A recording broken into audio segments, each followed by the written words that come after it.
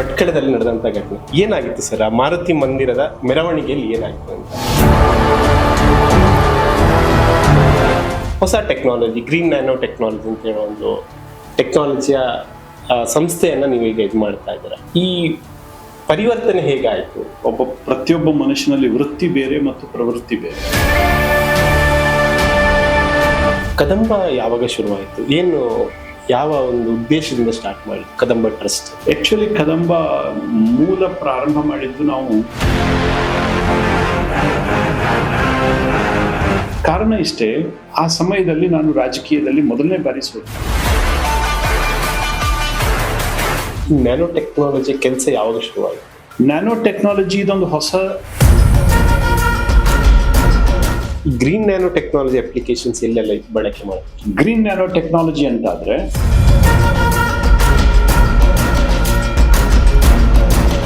ಕೃಷಿಗೆ ನೀವು ಬಳಸ್ತೀರಿ. ಯಾವ ರೀತಿ ಕೃಷಿಗೆ ಇದನ್ನ ಹೇಗಾಗತ್ತೆ? ನಮ್ಮ ಸೋ ಕಾಲ್ಡ್ ಎಜುಕೇಶನ್ ಯಾವ ರೀತಿಯ ಒಂದು ಜೀವನ ಸಿದ್ಧಾಂತಗಳು ಇರಬೇಕು ಒಬ್ಬ ಮನುಷ್ಯನಿಗೆ? ಸಿದ್ಧಾಂತ ಇವತ್ತಿನ ರಾಜಕಾರಣಕ್ಕೂ ಸಿದ್ಧಾಂತಕ್ಕೂ 6 ಬಾರಿ ಸಂಸದರಾಗಿದ್ದಂಥವ್ರು, ರಾಜಕೀಯ ಅಧಿಕಾರ, 1 ಬಾರಿ ಮಂತ್ರಿ ಆಗಿದ್ದಂಥವ್ರು. ಈ ಒಂದು ಶಿಫ್ಟ್ ಹಿಂಗಾಯ್ತು. ನಿಮ್ಗೆ ಈ ಒಂದು ಶಿಫ್ಟ್ ಅಲ್ಲಿ ಯಾವ ರೀತಿ ವ್ಯತ್ಯಾಸಗಳನ್ನು? ಏನಾದ್ರೂ ಹುಚ್ಚು ಭ್ರಮೆಯಲ್ಲಿ ನಾನು ಇವತ್ತು ಚಿನ್ನದ ಸಿಂಹಾಸನದಲ್ಲಿ ಕೂತ್ಕೊಂಡಿದ್ದೀನಿ, ಇದೇ ಪರ್ಮನೆಂಟ್.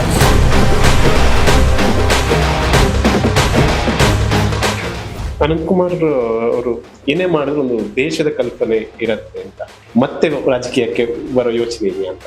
ನನಗೆ ಯಾವತ್ತು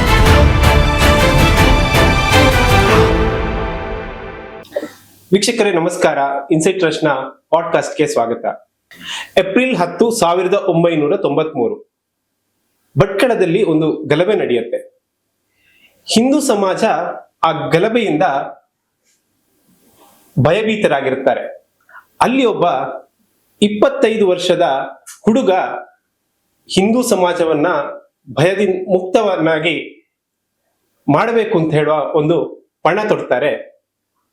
ರಾಷ್ಟ್ರದ ನಾಯಕನಾಗಿ ಬೆಳೀತಾರೆ. ನಮ್ಮ ಜೊತೆ ಇರುವಂತಹ ವಿಶೇಷವಾದ ಅತಿಥಿ ಅವರೇ ಇವತ್ತು, ಡಾಕ್ಟರ್ ಅನಂತಕುಮಾರ್ ಹೆಗ್ಡೆ ಅವರು. ಸರ್, ಕಾರ್ಯಕ್ರಮಕ್ಕೆ ಸ್ವಾಗತ. Thank you sir. Ananthkumar Hegde ಅವರನ್ನ ಕಾಣಕ್ ಸಿಗ್ತಾ ಇಲ್ಲ 2 ವರ್ಷದಿಂದ ಅಂತ ಹೇಳಿ ಒಂದು ತುಂಬಾ ಜನರ ಅಭಿಪ್ರಾಯ ಸೋಷಿಯಲ್ ಮೀಡಿಯಾದಲ್ಲಂತೂ ಇದು ಬರ್ತಾ ಇದೆ. ಮತ್ತೆ ಒಂದು ಕೆಲವು ದಿನಗಳಿಂದ ಪೊಲಿಟಿಕ್ಸ್ ಬರ್ತಾರೆ, ಬರುವುದಿಲ್ಲ ಅಂತ. ಸರ್, ಇದೆಲ್ಲದಕ್ಕೂ ಉತ್ತರ ಕೊಡೋ ಮುಂಚೆ ನಿಮ್ಮ ಜರ್ನಿ ಸ್ಟಾರ್ಟ್ ಆಗಿದ್ದು ನೀವು RSS ಪ್ರಚಾರಕರಾಗಿದ್ದಾಗ ಭಟ್ಕಳದಲ್ಲಿ ನಡೆದಂತ ಘಟನೆ ಏನಾಗಿತ್ತು ಸರ್? ಆ ಮಾರುತಿ ಮಂದಿರದ ಮೆರವಣಿಗೆಯಲ್ಲಿ ಏನಾಗಿತ್ತು ಅಂತ? ಅದೆಲ್ಲ ಮರ್ತು ಹೋದ ವಿಷಯ. ಅದೆಷ್ಟೋ ವರ್ಷಗಳ ಹಿಂದಿನ ಘಟನೆ. ಬಹುತೇಕ ಅಷ್ಟರ ನಂತರದಲ್ಲಿ ನದಿಗಳಲ್ಲಿ ತುಂಬಾ ನೀರು ಹರಿದು ಹೋಗ್ಬಿಟ್ಟಿದೆ. ಮತ್ತೆ ಪುನಃ ಅದೇ ಚರ್ಮಣದ ಅವಶ್ಯಕತೆ ಇಲ್ಲ ಅಂತ ನಾನು ಭಾವಿಸ್ತೇನೆ.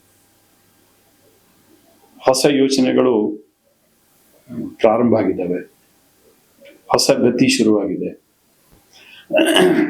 ಸೊ ಅದಕ್ಕೋಸ್ಕರ ಆ ಹಳೆಯದನ್ನೇ ಮೆಲುಕು ಹಾಕ್ತಾ ಕೂತ್ಕೊಳ್ಳೋದ್ರಲ್ಲಿ ಯಾವುದೇ ಅರ್ಥ ಇಲ್ಲ. ಹೊಸ ವಿಷಯ ಇದ್ರೆ ಯೋಚನೆ ಮಾಡೋಣ. ಈ ಪ್ರಶ್ನೆ ಯಾಕೆ ಕೇಳಿದೆ ಅಂದ್ರೆ, 25 ವರ್ಷದ ಬಾಲಕನಿಂದ ಇಲ್ಲಿ ಪೊಲಿಟಿಕ್ಸ್ ಇಂದ ನೀವು ನಿಮ್ಮ ಇವಾಗೆಲ್ಲ ಬಿಸ್ನೆಸ್ ಇರ್ಬೋದು, ಹೊಸ ಟೆಕ್ನಾಲಜಿ, ಗ್ರೀನ್ ನ್ಯಾನೋ ಟೆಕ್ನಾಲಜಿ ಅಂತ ಹೇಳೋ ಒಂದು ಟೆಕ್ನಾಲಜಿಯ ಸಂಸ್ಥೆಯನ್ನ ನೀವು ಈಗ ಇದು ಮಾಡ್ತಾ ಇದ್ದೀರಾ. ಟೆಕ್ನಾಲಜಿ ಯೂಸ್ ಮಾಡಿಕೊಂಡು ಕದಂಬದ ಸಂಸ್ಥೆ. ಈ ಪರಿವರ್ತನೆ ಹೇಗಾಯ್ತು ಅಂತ? ಯಾವತ್ತೂ ಕೂಡ ಪ್ರತಿಯೊಬ್ಬ ಮನುಷ್ಯನಲ್ಲಿ ವೃತ್ತಿ ಬೇರೆ ಮತ್ತು ಪ್ರವೃತ್ತಿ ಬೇರೆ. ಆಯಾ ಸಂದರ್ಭಕ್ಕೆ ತಕ್ಕಂತೆ ನಮ್ಮ ಕರ್ತವ್ಯಗಳನ್ನ ನಾವು ನಿಭಾಯಿಸಬೇಕಾಗುತ್ತೆ.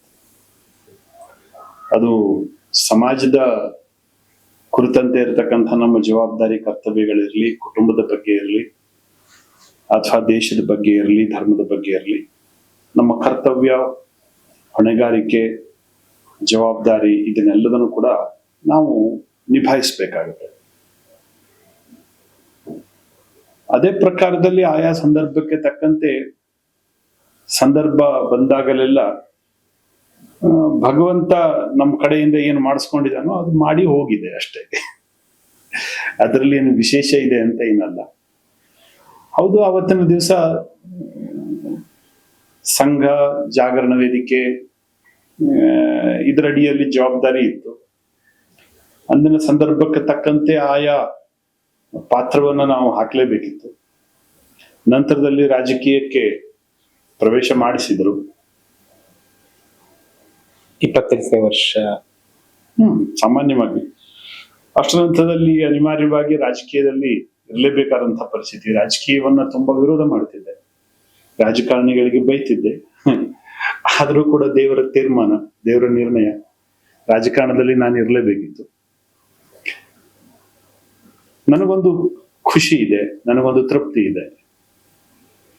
ಯಾವುದೇ ಸೋಗಲಾಡಿ ರಾಜಕಾರಣವನ್ನ ನಾನು ಮಾಡಿಲ್ಲ, ಸೋಗಲಾಡಿ ರಾಜಕಾರಣಿಗಳ ರೀತಿಯಲ್ಲಿ ನಾನು ಬದುಕಲಿಲ್ಲ.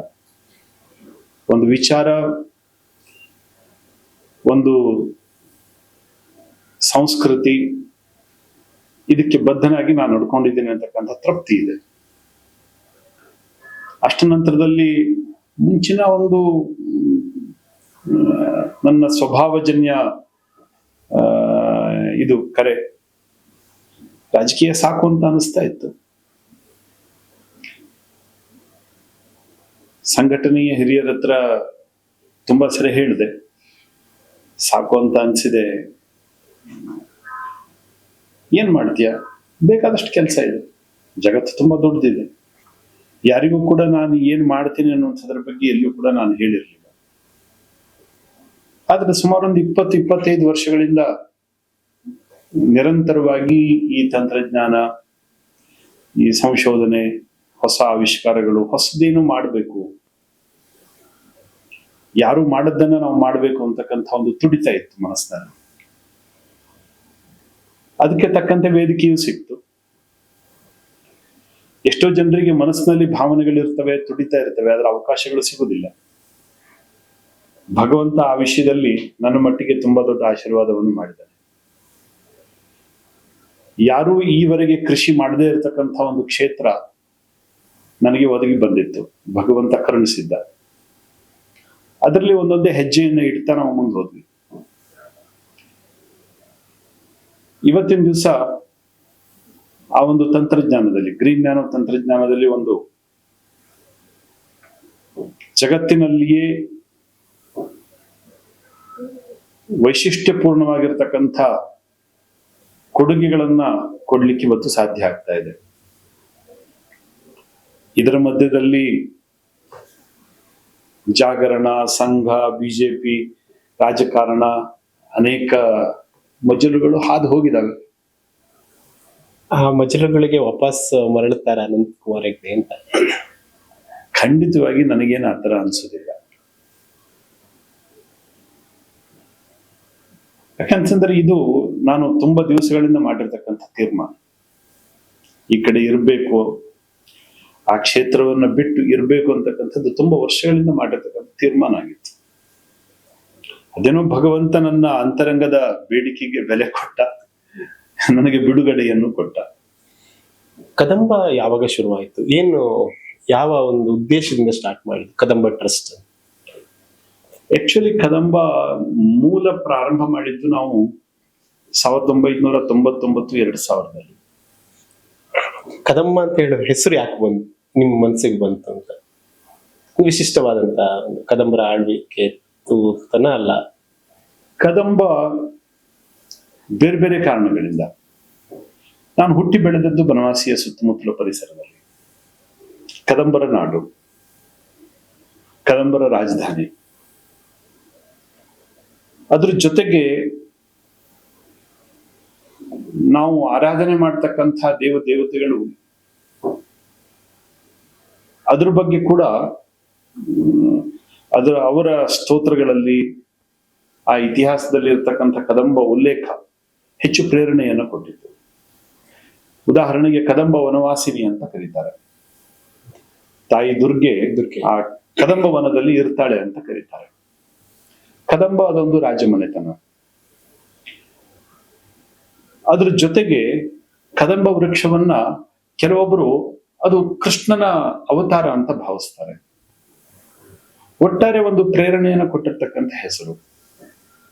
ಮೊದಲಿಂದಲೂ ಆ ಶಬ್ದದ ಬಗ್ಗೆ, ಆ ಹೆಸರಿನ ಬಗ್ಗೆ ಏನೋ ಒಂದು ರೀತಿ ವ್ಯಾಮೋಹ, ಪ್ರೀತಿ, ಅಭಿಮಾನ,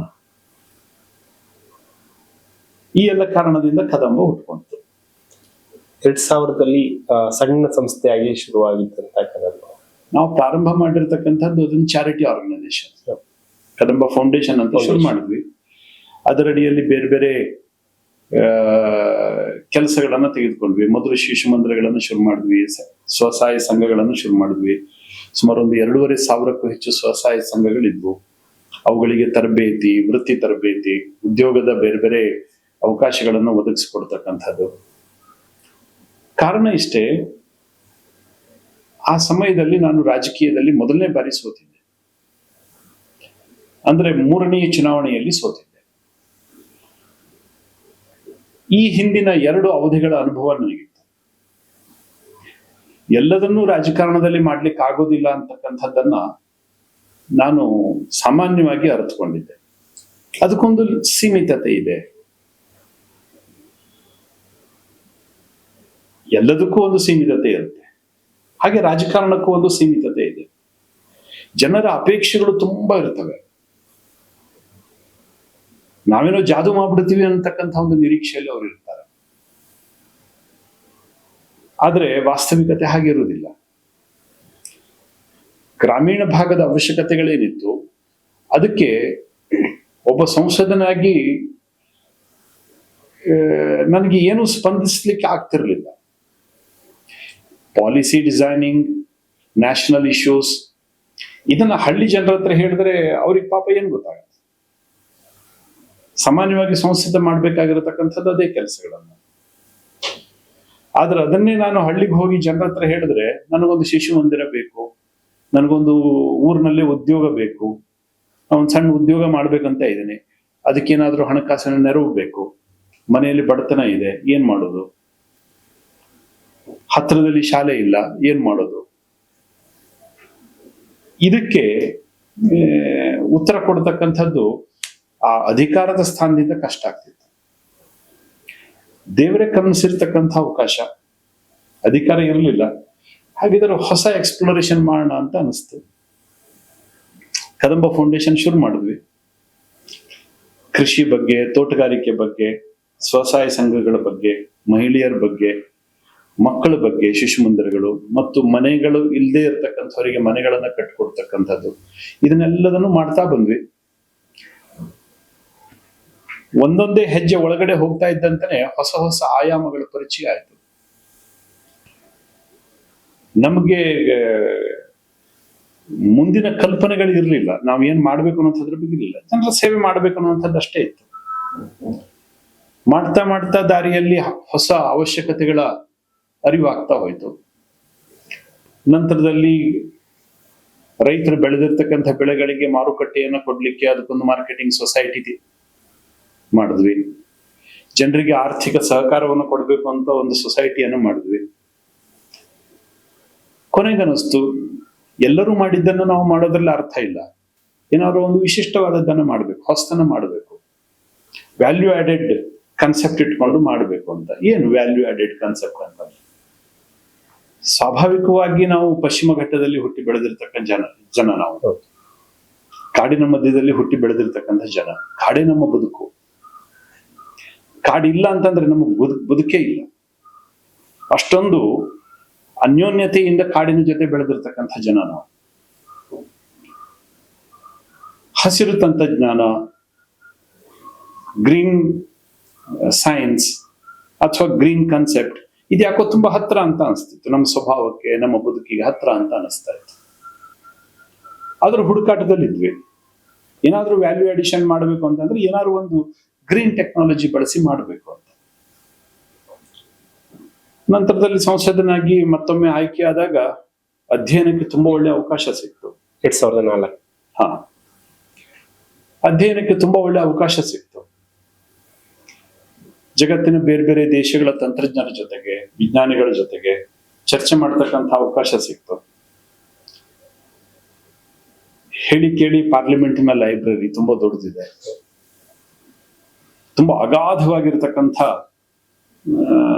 ಜ್ಞಾನ ಭಂಡಾರ ಅದು. ಅಲ್ಲಿ ಓದ್ತಕ್ಕಂಥ ಅವಕಾಶ ಸಿಕ್ತು. ಹಾಗೆ ನಿಧಾನವಾಗಿ ಆ ಕುತೂಹಲ ಬೆಳೀತಾ ಹೋಯ್ತು. ಅವಕಾಶಗಳಿಗೋಸ್ಕರ ಹುಡುಕ್ತಾ ಇದ್ದೆ. ಇದರ ಮಧ್ಯಂತರದಲ್ಲಿ ನಮ್ಮ ಧಾರವಾಡದವರು ಡಾಕ್ಟರ್ ಕಟ್ಟೇಶ್ ಕಟ್ಟಿ ಅಂತ ಇದೇ ಕ್ಷೇತ್ರದಲ್ಲಿ ತುಂಬಾ ಸಾಧನೆ ಮಾಡಿರ್ತಕ್ಕಂಥವ್ರದ್ದು ಆಕಸ್ಮಿಕವಾಗಿ ಪರಿಚಯ ಆಯ್ತು. ಇಂಡಿಯನ್ ಇನ್ಸ್ಟಿಟ್ಯೂಟ್ ಆಫ್ ಸೈನ್ಸ್ ನಲ್ಲಿ ಒಮ್ಮೆ ಅವರದ್ದು ಲೆಕ್ಚರಿಗೆ ಹೋಗಿದ್ದೆ, ಹಾಗೆ ಪರಿಚಯ ಆಯ್ತು. ಏನೋ ಒಂದು ಹೊಸ್ತಿದೆ ಅಂತ ಅನಿಸ್ತು. ಇದರಲ್ಲಿ ಯಾರು ಮಾಡದೇ ಇರತಕ್ಕಂಥದ್ದು ಏನೋ ಒಂದು ಹೊಸ್ತು ಇವರು ಮಾಡಿದ್ದಾರೆ ಅಂತ ಅನಿಸ್ತು. ಹಾಗೆ ಪರಿಚಯ ಮಾಡಿಕೊಂಡೆ. ಆ ಪರಿಚಯ ಹಾಗೆ ಬೆಳೀತು.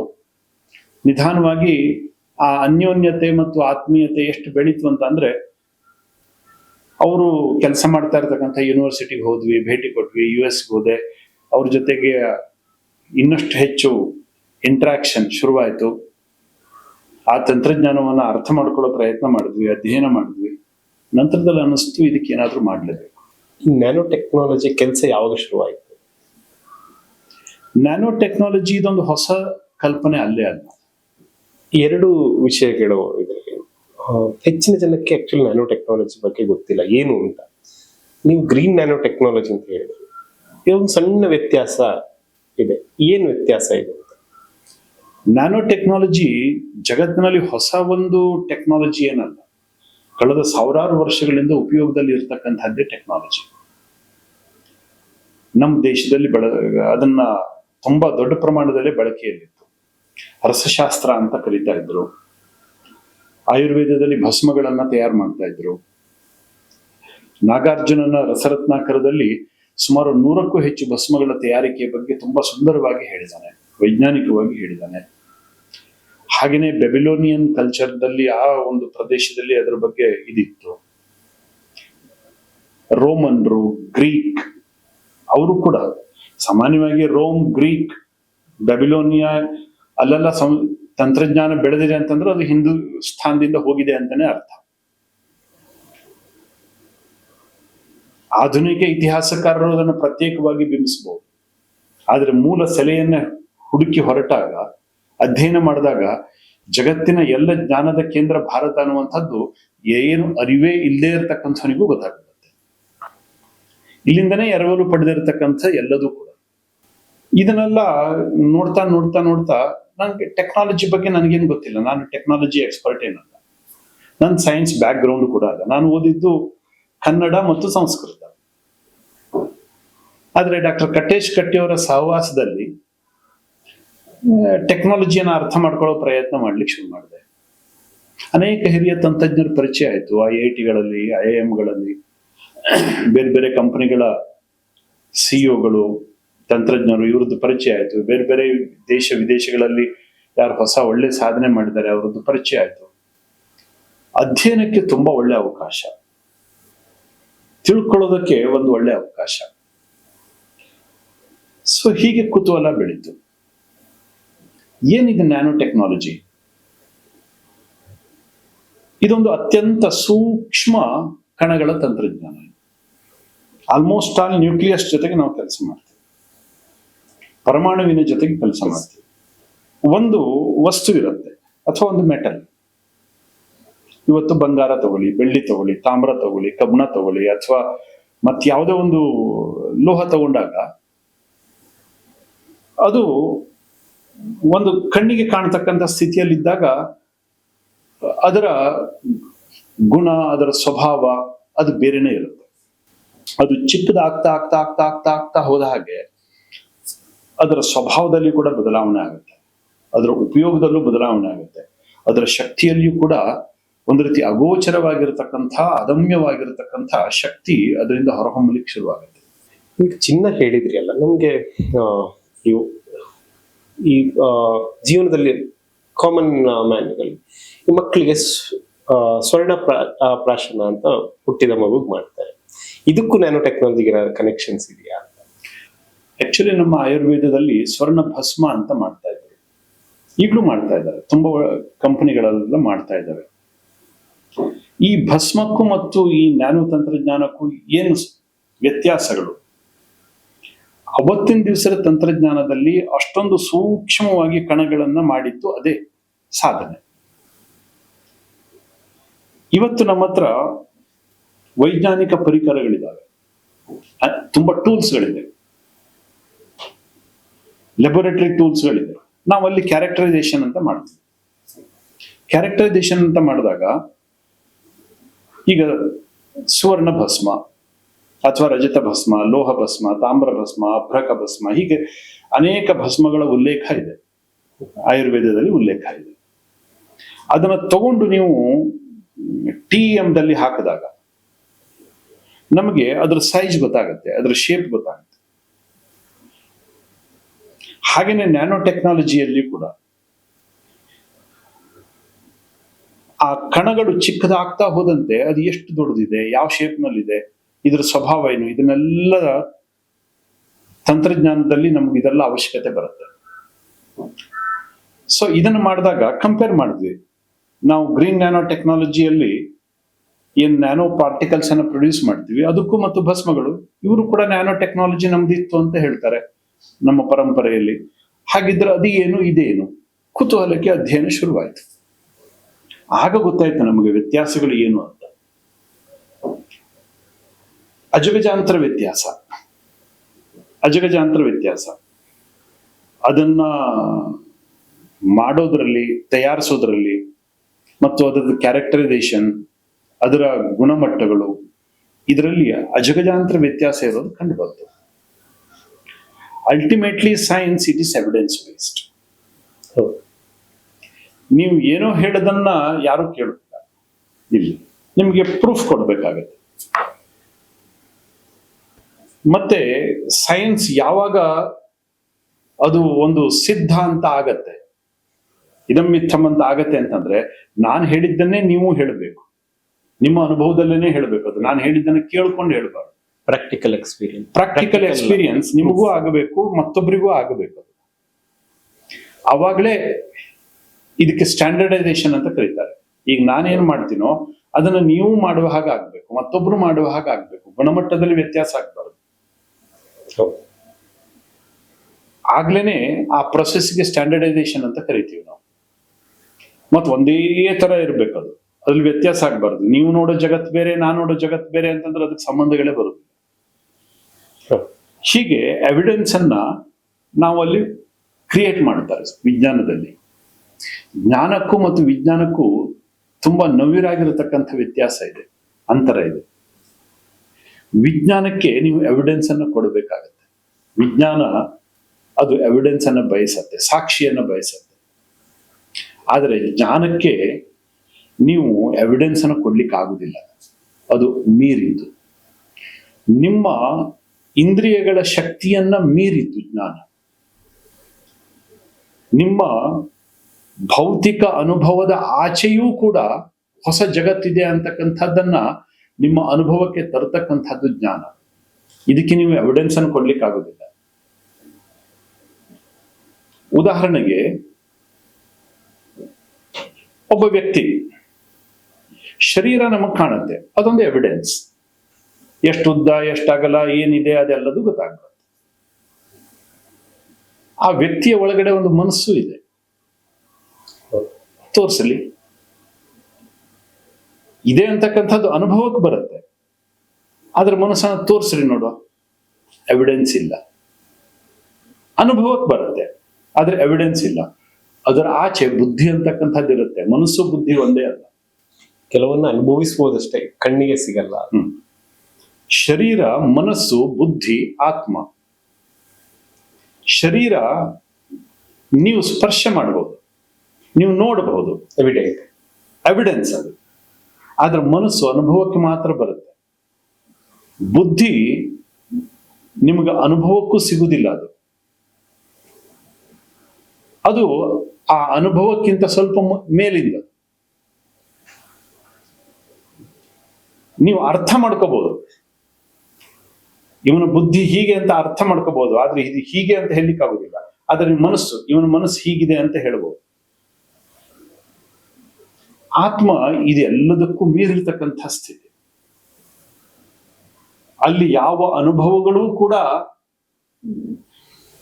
ಅಲ್ಲಿ ನಿಮ್ಗೆ ಹೇಳಲಿಕ್ಕೆ ಆಗುದಿಲ್ಲ. ಕಣ್ಣಿಗೆ ಕಾಣದ ಅನುಭವಕ್ಕೂ ಕೂಡ ಅನುಭವದ ಪರಿಧಿಯನ್ನು ಮೀರಿರ್ತಕ್ಕಂಥ ಒಂದು ಸ್ಥಿತಿ, ಅದು ಅತ್ಯುನ್ನತ ಸ್ಥಿತಿ. ಅಲ್ಲಿ ಯಾವುದೇ ವಿಕಾರಗಳಿರುವುದಿಲ್ಲ, ಅಲ್ಲಿ ಯಾವುದೇ ಭಾವನೆಗಳು, ಯಾವುದೇ ವಿಚಾರ, ಅದು ಯಾವುದು ಕೂಡ ಇರುವುದಿಲ್ಲ. ಉನ್ನತ ಒಂದು ಸ್ಥಿತಿ ಅದು. ಹೀಗೆ 4 ಸ್ಥಿತಿಗಳು ಒಬ್ಬ ವ್ಯಕ್ತಿಯಲ್ಲಿ ಇರ್ತವೆ. ವೈಜ್ಞಾನಿಕವಾಗಿ ನೀವು ಹೇಳಬೇಕಾದ್ರೆ ನೀವು ಎವಿಡೆನ್ಸ್ ಅನ್ನು ಕೊಡಬೇಕಾಗುತ್ತೆ. ಹಾಗೇನೆ ನೀವು ಇದನ್ನ ನ್ಯಾನೋ ಟೆಕ್ನಾಲಜಿ, ಕಣಗಳು ಅಂತ ಹೇಳಬೇಕಾದ್ರೆ ಅದು ಎಷ್ಟು ದೊಡ್ಡದಿದೆ, ಎಷ್ಟು ನ್ಯಾನೋಮೀಟರ್ ಇದೆ, ಯಾವ ಶೇಪ್ನಲ್ಲಿದೆ, ಅದರ ನೇಚರ್ ಏನು, ಇದೆಲ್ಲದನ್ನು ಕೂಡ ನೀವು ವಿಶದವಾಗಿ ಹೇಳಬೇಕಾಗುತ್ತೆ. ಅದನ್ನ ಸಿದ್ಧ ಮಾಡಿ ತೋರಿಸ್ಬೇಕಾಗುತ್ತೆ. ಇದನ್ನ ನೋಡಿದಾಗ ಭಸ್ಮಗಳಲ್ಲಿರ್ತಕ್ಕಂಥ ನ್ಯಾನೋ ಪಾರ್ಟಿಕಲ್ಸ್ಗಳಿಗೂ ಇಲ್ಲಿರ್ತಕ್ಕಂಥ ನಾವು ಮಾಡ್ತಕ್ಕಂಥ ನ್ಯಾನೋ ಪಾರ್ಟಿಕಲ್ಸ್ಗಳಿಗೂ ತುಂಬಾ ವ್ಯತ್ಯಾಸ. ನೀವು ಹೇಳಿದ್ರಿ ನ್ಯಾನೋ ತಂತ್ರಜ್ಞಾನ ಅಂತಂದ್ರೆ ಏನು, ಅದರಲ್ಲಿ ಗ್ರೀನ್ ಅಂತಂದ್ರೆ ಏನು. ಸಾಮಾನ್ಯವಾಗಿ ಒಂದು ವಸ್ತುವನ್ನ ಚಿಕ್ಕದು ಮಾಡ್ತಾ ಮಾಡ್ತಾ ಮಾಡ್ತಾ ಮಾಡ್ತಾ ಫಿಸಿಕಲ್ ಏನ್ ಸ್ಟೇಟಸ್ ಇದೆ ಅದನ್ನ ಚಿಕ್ಕದು ಮಾಡ್ತಾ ಮಾಡ್ತಾ ಮಾಡ್ತಾ ಮಾಡ್ತಾ ಮಾಡ್ತಾ ಮಾಡ್ತಾ ಹೋದಾಗ ಅದು ನ್ಯಾನೋಕ್ಕೆ ಬರುತ್ತೆ. 100 ನ್ಯಾನೋಮೀಟರ್ಗಿಂತ ಕಡಿಮೆ ಇರ್ತಕ್ಕಂಥದ್ದನ್ನ ಸಾಮಾನ್ಯವಾಗಿ ನ್ಯಾನೋ ಅಂತ ನಾವು ಹೇಳ್ಬಹುದು. ಆದ್ರೆ ಇವತ್ತಿನ ದಿವಸ ಅದು 500+ ನ್ಯಾನೋಮೀಟರ್ಸ್ ಇದ್ರೂ ಕೂಡ ನ್ಯಾನೋ ಅಂತ ಹೇಳ್ತಾರೆ. ಅದು ಅವರವರ ಭಾವಕ್ಕೆ, ಅವರವರ ಪ್ರಕೃತಿಗೆ. ಆದ್ರೆ ಸಾಮಾನ್ಯವಾಗಿ 100 ನ್ಯಾನೋಮೀಟರ್ ಒಳಗಡೆ ಇರತಕ್ಕಂಥ ಏನು ಸೈಜ್ ಇರುತ್ತೆ ಇದನ್ನ ನ್ಯಾನೋ ಪಾರ್ಟಿಕಲ್ಸ್ ಅಂತ ನಾವು ಕರಿಬಹುದು. ಆಗ ಮಾತ್ರ ಅದರದ್ದು ವ್ಯತ್ಯಾಸ ಬೇರೆ ಇರುತ್ತೆ. ಇಷ್ಟರವರೆಗೆ ಫಿಸಿಕಲಿ ಅದನ್ನ ಚಿಕ್ಕದು ಮಾಡ್ತಾ ಮಾಡ್ತಾ ಮಾಡ್ತಾ ಅದನ್ನ ಹ್ಯಾಮರಿಂಗ್ ಮಾಡಿ, ಗ್ರೈಂಡಿಂಗ್ ಮಾಡಿ ಮಾಡಿ ಮಾಡಿ ಮಾಡ್ತಾ ಇದ್ರು. ಅದಿಲ್ಲ ಅಂತಂದ್ರೆ ಕೆಮಿಕಲಿ ಅದನ್ನ ಸಿಂಥೆಸೈಸ್ ಮಾಡ್ತಾ ಇದ್ರು. ಇದೆರಡೂ ಕೂಡ highly toxic in nature. Metal, pure format ಅಲ್ಲಿ ಅದು ಟಾಕ್ಸಿಸಿಟಿಯನ್ನ ಕ್ರಿಯೇಟ್ ಮಾಡುತ್ತೆ. ನ್ಯಾನೋ ಪಾರ್ಟಿಕಲ್ ಅದು ಬೇರೆ ಬೇರೆ ಶೇಪ್ಗಳಲ್ಲೂ ಕೂಡ ಇರಬಹುದು. ಅದು ರಾಡ್ ಶೇಪ್ ನಲ್ಲಿ ಇರ್ಬೋದು, ಟ್ರಯಾಂಗ್ಯುಲರ್ ಶೇಪ್ ನಲ್ಲಿ ಇರ್ಬೋದು, ಸ್ಕ್ವೇರ್ ಶೇಪ್ ನಲ್ಲಿ ಇರ್ಬೋದು, ಓವೆಲ್ ಶೇಪ್ ನಲ್ಲಿ ಇರ್ಬೋದು. ಹೀಗೆ ಬೇರೆ ಬೇರೆ ಶೇಪ್ ನಲ್ಲಿ ಕೂಡ ಇರ್ಬೋದು.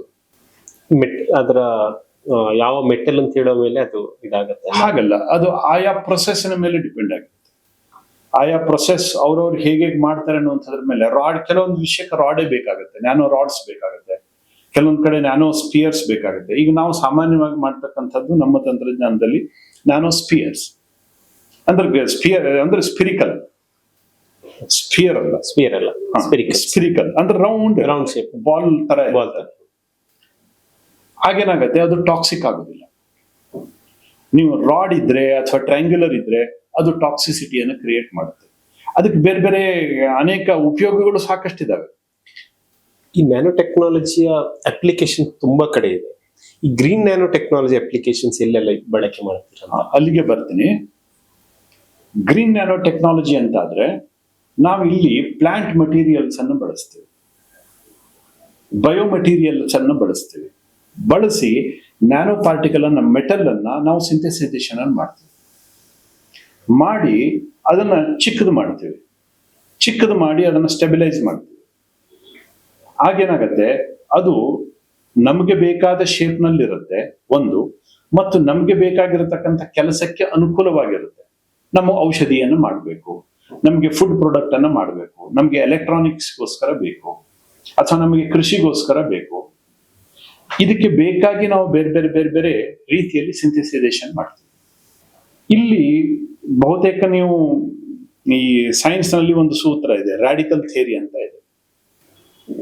ಒಂದು ಪರಮಾಣು ಇರುತ್ತೆ, ಅದಕ್ಕೆ ನಿರ್ದಿಷ್ಟವಾಗಿ ಉದಾಹರಣೆಗೆ ಚಿನ್ನದ ಒಂದು ಪರಮಾಣುವಿನ ತಗೊಂಡಾಗ ಅದರ ಒಳಗಡೆ ನ್ಯೂಟ್ರಾನ್, ಪ್ರೋಟಾನ್, ಫೋಟಾನ್ ಎಲ್ಲದೂ ಕೂಡ ಇರುತ್ತೆ. ಅದರ ಸುತ್ತ ಎಲೆಕ್ಟ್ರಾನ್. ಇದು ಸಾಮಾನ್ಯವಾಗಿ ಒಂದು ಚಿತ್ರಣ. ಇದೊಂದು ಪೂರ್ಣ ಲೋಹ ಚಿನ್ನ, ನೀವೆಲ್ಲಿಟ್ಟರೂ ಬದಲಾಗುದಿಲ್ಲ. ಇದರಲ್ಲಿರ್ತಕ್ಕಂಥ ಒಂದು ಎಲೆಕ್ಟ್ರಾನ್ ಅನ್ನು ತೆಗೆದುಬಿಡ್ತೀವಿ ನಾವು, ಇದನ್ನ ರಾಡಿಕಲ್ ಮಾಡ್ತೀವಿ. ಈ ಪರಮಾಣು ಏನಿರುತ್ತೆ ಆ ಒಂದು ಎಲೆಕ್ಟ್ರಾನಿಗೋಸ್ಕರ ಹುಡುಕ್ತಾ ಇರುತ್ತೆ. ಅಲ್ಲಿ ಇಲ್ಲಿ ಹುಡುಕ್ತಾ ಇರುತ್ತೆ, ಪೂರ್ಣವಾಗಿ ಪೂರ್ಣವಾಗಿ ಕಂಪ್ಲೀಟ್. ಯಾರು ಕೊಡ್ಬಹುದು ಅನ್ನುವಂಥದ್ದನ್ನು ಹುಡುಕ್ತಾ ಇರುತ್ತೆ. ಆಗ ನಾವೇನ್ ಮಾಡ್ತೀವಿ, ನಮ್ಮ ಪ್ಲಾಂಟ್ ಮೆಟೀರಿಯಲ್ ಅನ್ನ ಹತ್ರಕ್ಕೆ ತರ್ತೀವಿ. ಅದ್ರದ್ದು ಎಲೆಕ್ಟ್ರಾನ್ ರಿಚ್ ಪ್ಲಾಂಟ್ ಮೆಟೀರಿಯಲ್ ಯಾವ್ದಿದೆ, ಫೈಟೋಕೆಮಿಕಲ್ಸ್ ಯಾವ್ದಿದೆ, ಅದನ್ನ ತಂದು ಆ ಎಲೆಕ್ಟ್ರಾನ್ ರಿಚ್ ಪಾರ್ಟ್ ಅನ್ನ ನಾವಿಲ್ಲಿ ಜೋಡಿಸ್ತೀವಿ. ಎಲ್ಲಿ ಎಲೆಕ್ಟ್ರಾನ್ ಜಾಸ್ತಿ ಇದೆ ಆ ಎಲೆಕ್ಟ್ರಾನ್ ಅನ್ನ ಇಲ್ಲಿ ಜೋಡಿಸ್ತೀವಿ. ಆಗೇನಾಗುತ್ತೆ, ಇದು ಪೂರ್ಣ ಆಗುತ್ತೆ, ಈ ಮೆಟಲ್ ಪೂರ್ಣ ಆಗುತ್ತೆ. ಅದ್ರ ಜೊತೆಗೆ ಹತ್ರ ಬಂದಿರತಕ್ಕಂಥ ಏನಿರ್ತದಲ್ಲ ಅದು ಬಿಟ್ಕೊಡೋದಿಲ್ಲ, ಎಲೆಕ್ಟ್ರಾನ್ ಅನ್ನು ಬಿಟ್ಕೊಡೋದಿಲ್ಲ, ಇದ್ರ ಜೊತೆ ಸೇರ್ಕೊಂಡ್ಬಿಡುತ್ತೆ.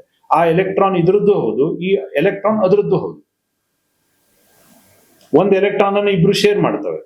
ಅದಕ್ಕೋಸ್ಕರ ಅದು ನೇಚರ್ ಅನ್ನ ಕಳ್ಕೊಳ್ಳೋದಿಲ್ಲ, ಇದು ಇದರ ನೇಚರ್ ಅನ್ನ ಕಳ್ಕೊಳ್ಳೋದಿಲ್ಲ.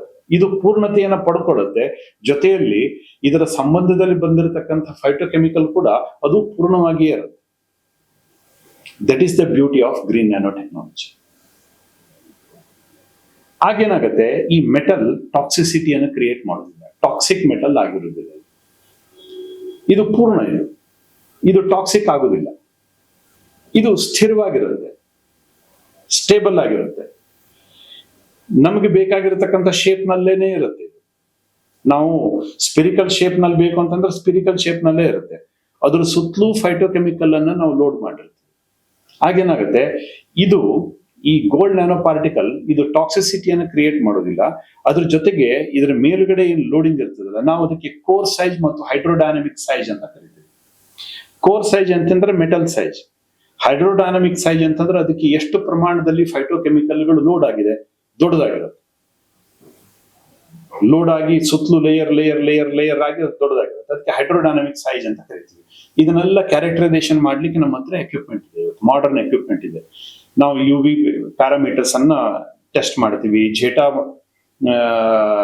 ಪೊಟೆನ್ಶಿಯಲ್ ಟೆಸ್ಟ್ ಮಾಡ್ತೀವಿ, ಎಷ್ಟು ಅಬ್ಸಾರ್ಬ್ ಆಗಿದೆ ಅಂತಕ್ಕಂಥದ್ದನ್ನು ನೋಡ್ತೀವಿ. ಆಮೇಲೆ ಪಾರ್ಟಿಕಲ್ ಯಾವ ಶೇಪ್ ನಲ್ಲಿ ಇದೆ ಅಂತ ನೋಡ್ತೀವಿ, ಅದನ್ನ TEM ಹಾಕ್ತೀವಿ. ಆಮೇಲೆ ಎಕ್ಸ್ರೇ ಡಿಫ್ರಾಕ್ಷನ್ ಮಾಡ್ತೀವಿ. ಈ ತರ ಬೇರೆ ಬೇರೆ ಮೆಥಡಾಲಜಿಯನ್ನು ನಾವು ಬಳಸಿ ಅದು ಎಷ್ಟು ಅಂತ, ಆ ಮೆಟಲ್ ಕರೆಕ್ಟ್ ಆಗಿದೆಯೋ ಇಲ್ಲೋ. ಈಗ ಭಸ್ಮದಲ್ಲಿ ಅದು ಆಕ್ಸೈಡ್ ಫಾರ್ಮೆಟ್ ಅಲ್ಲಿ ಇರುತ್ತೆ, ಗೋಲ್ಡ್ ಆಕ್ಸೈಡ್ ಆಗಿರುತ್ತೆ. ನಾವು ಹೇಳ್ತೀವಿ ಅದು ಸುವರ್ಣ ಭಸ್ಮ ಅಂತ ಕರಿತೀವಿ, ಆದ್ರೆ ಅದು ನಿಜವಾದಂತಹ ಸುವರ್ಣ ಆಗಿರೋದಿಲ್ಲ, ಸುವರ್ಣ ಗೋಲ್ಡ್ ಆಕ್ಸೈಡ್ ಆಗಿರುತ್ತೆ. ಇಲ್ಲಿ ಹಾಗಲ್ಲ, ಇಲ್ಲಿ ಅದು ಪ್ಯೂರ್ ಫಾರ್ಮೆಟ್ ಅಲ್ಲಿ ಇರುತ್ತೆ.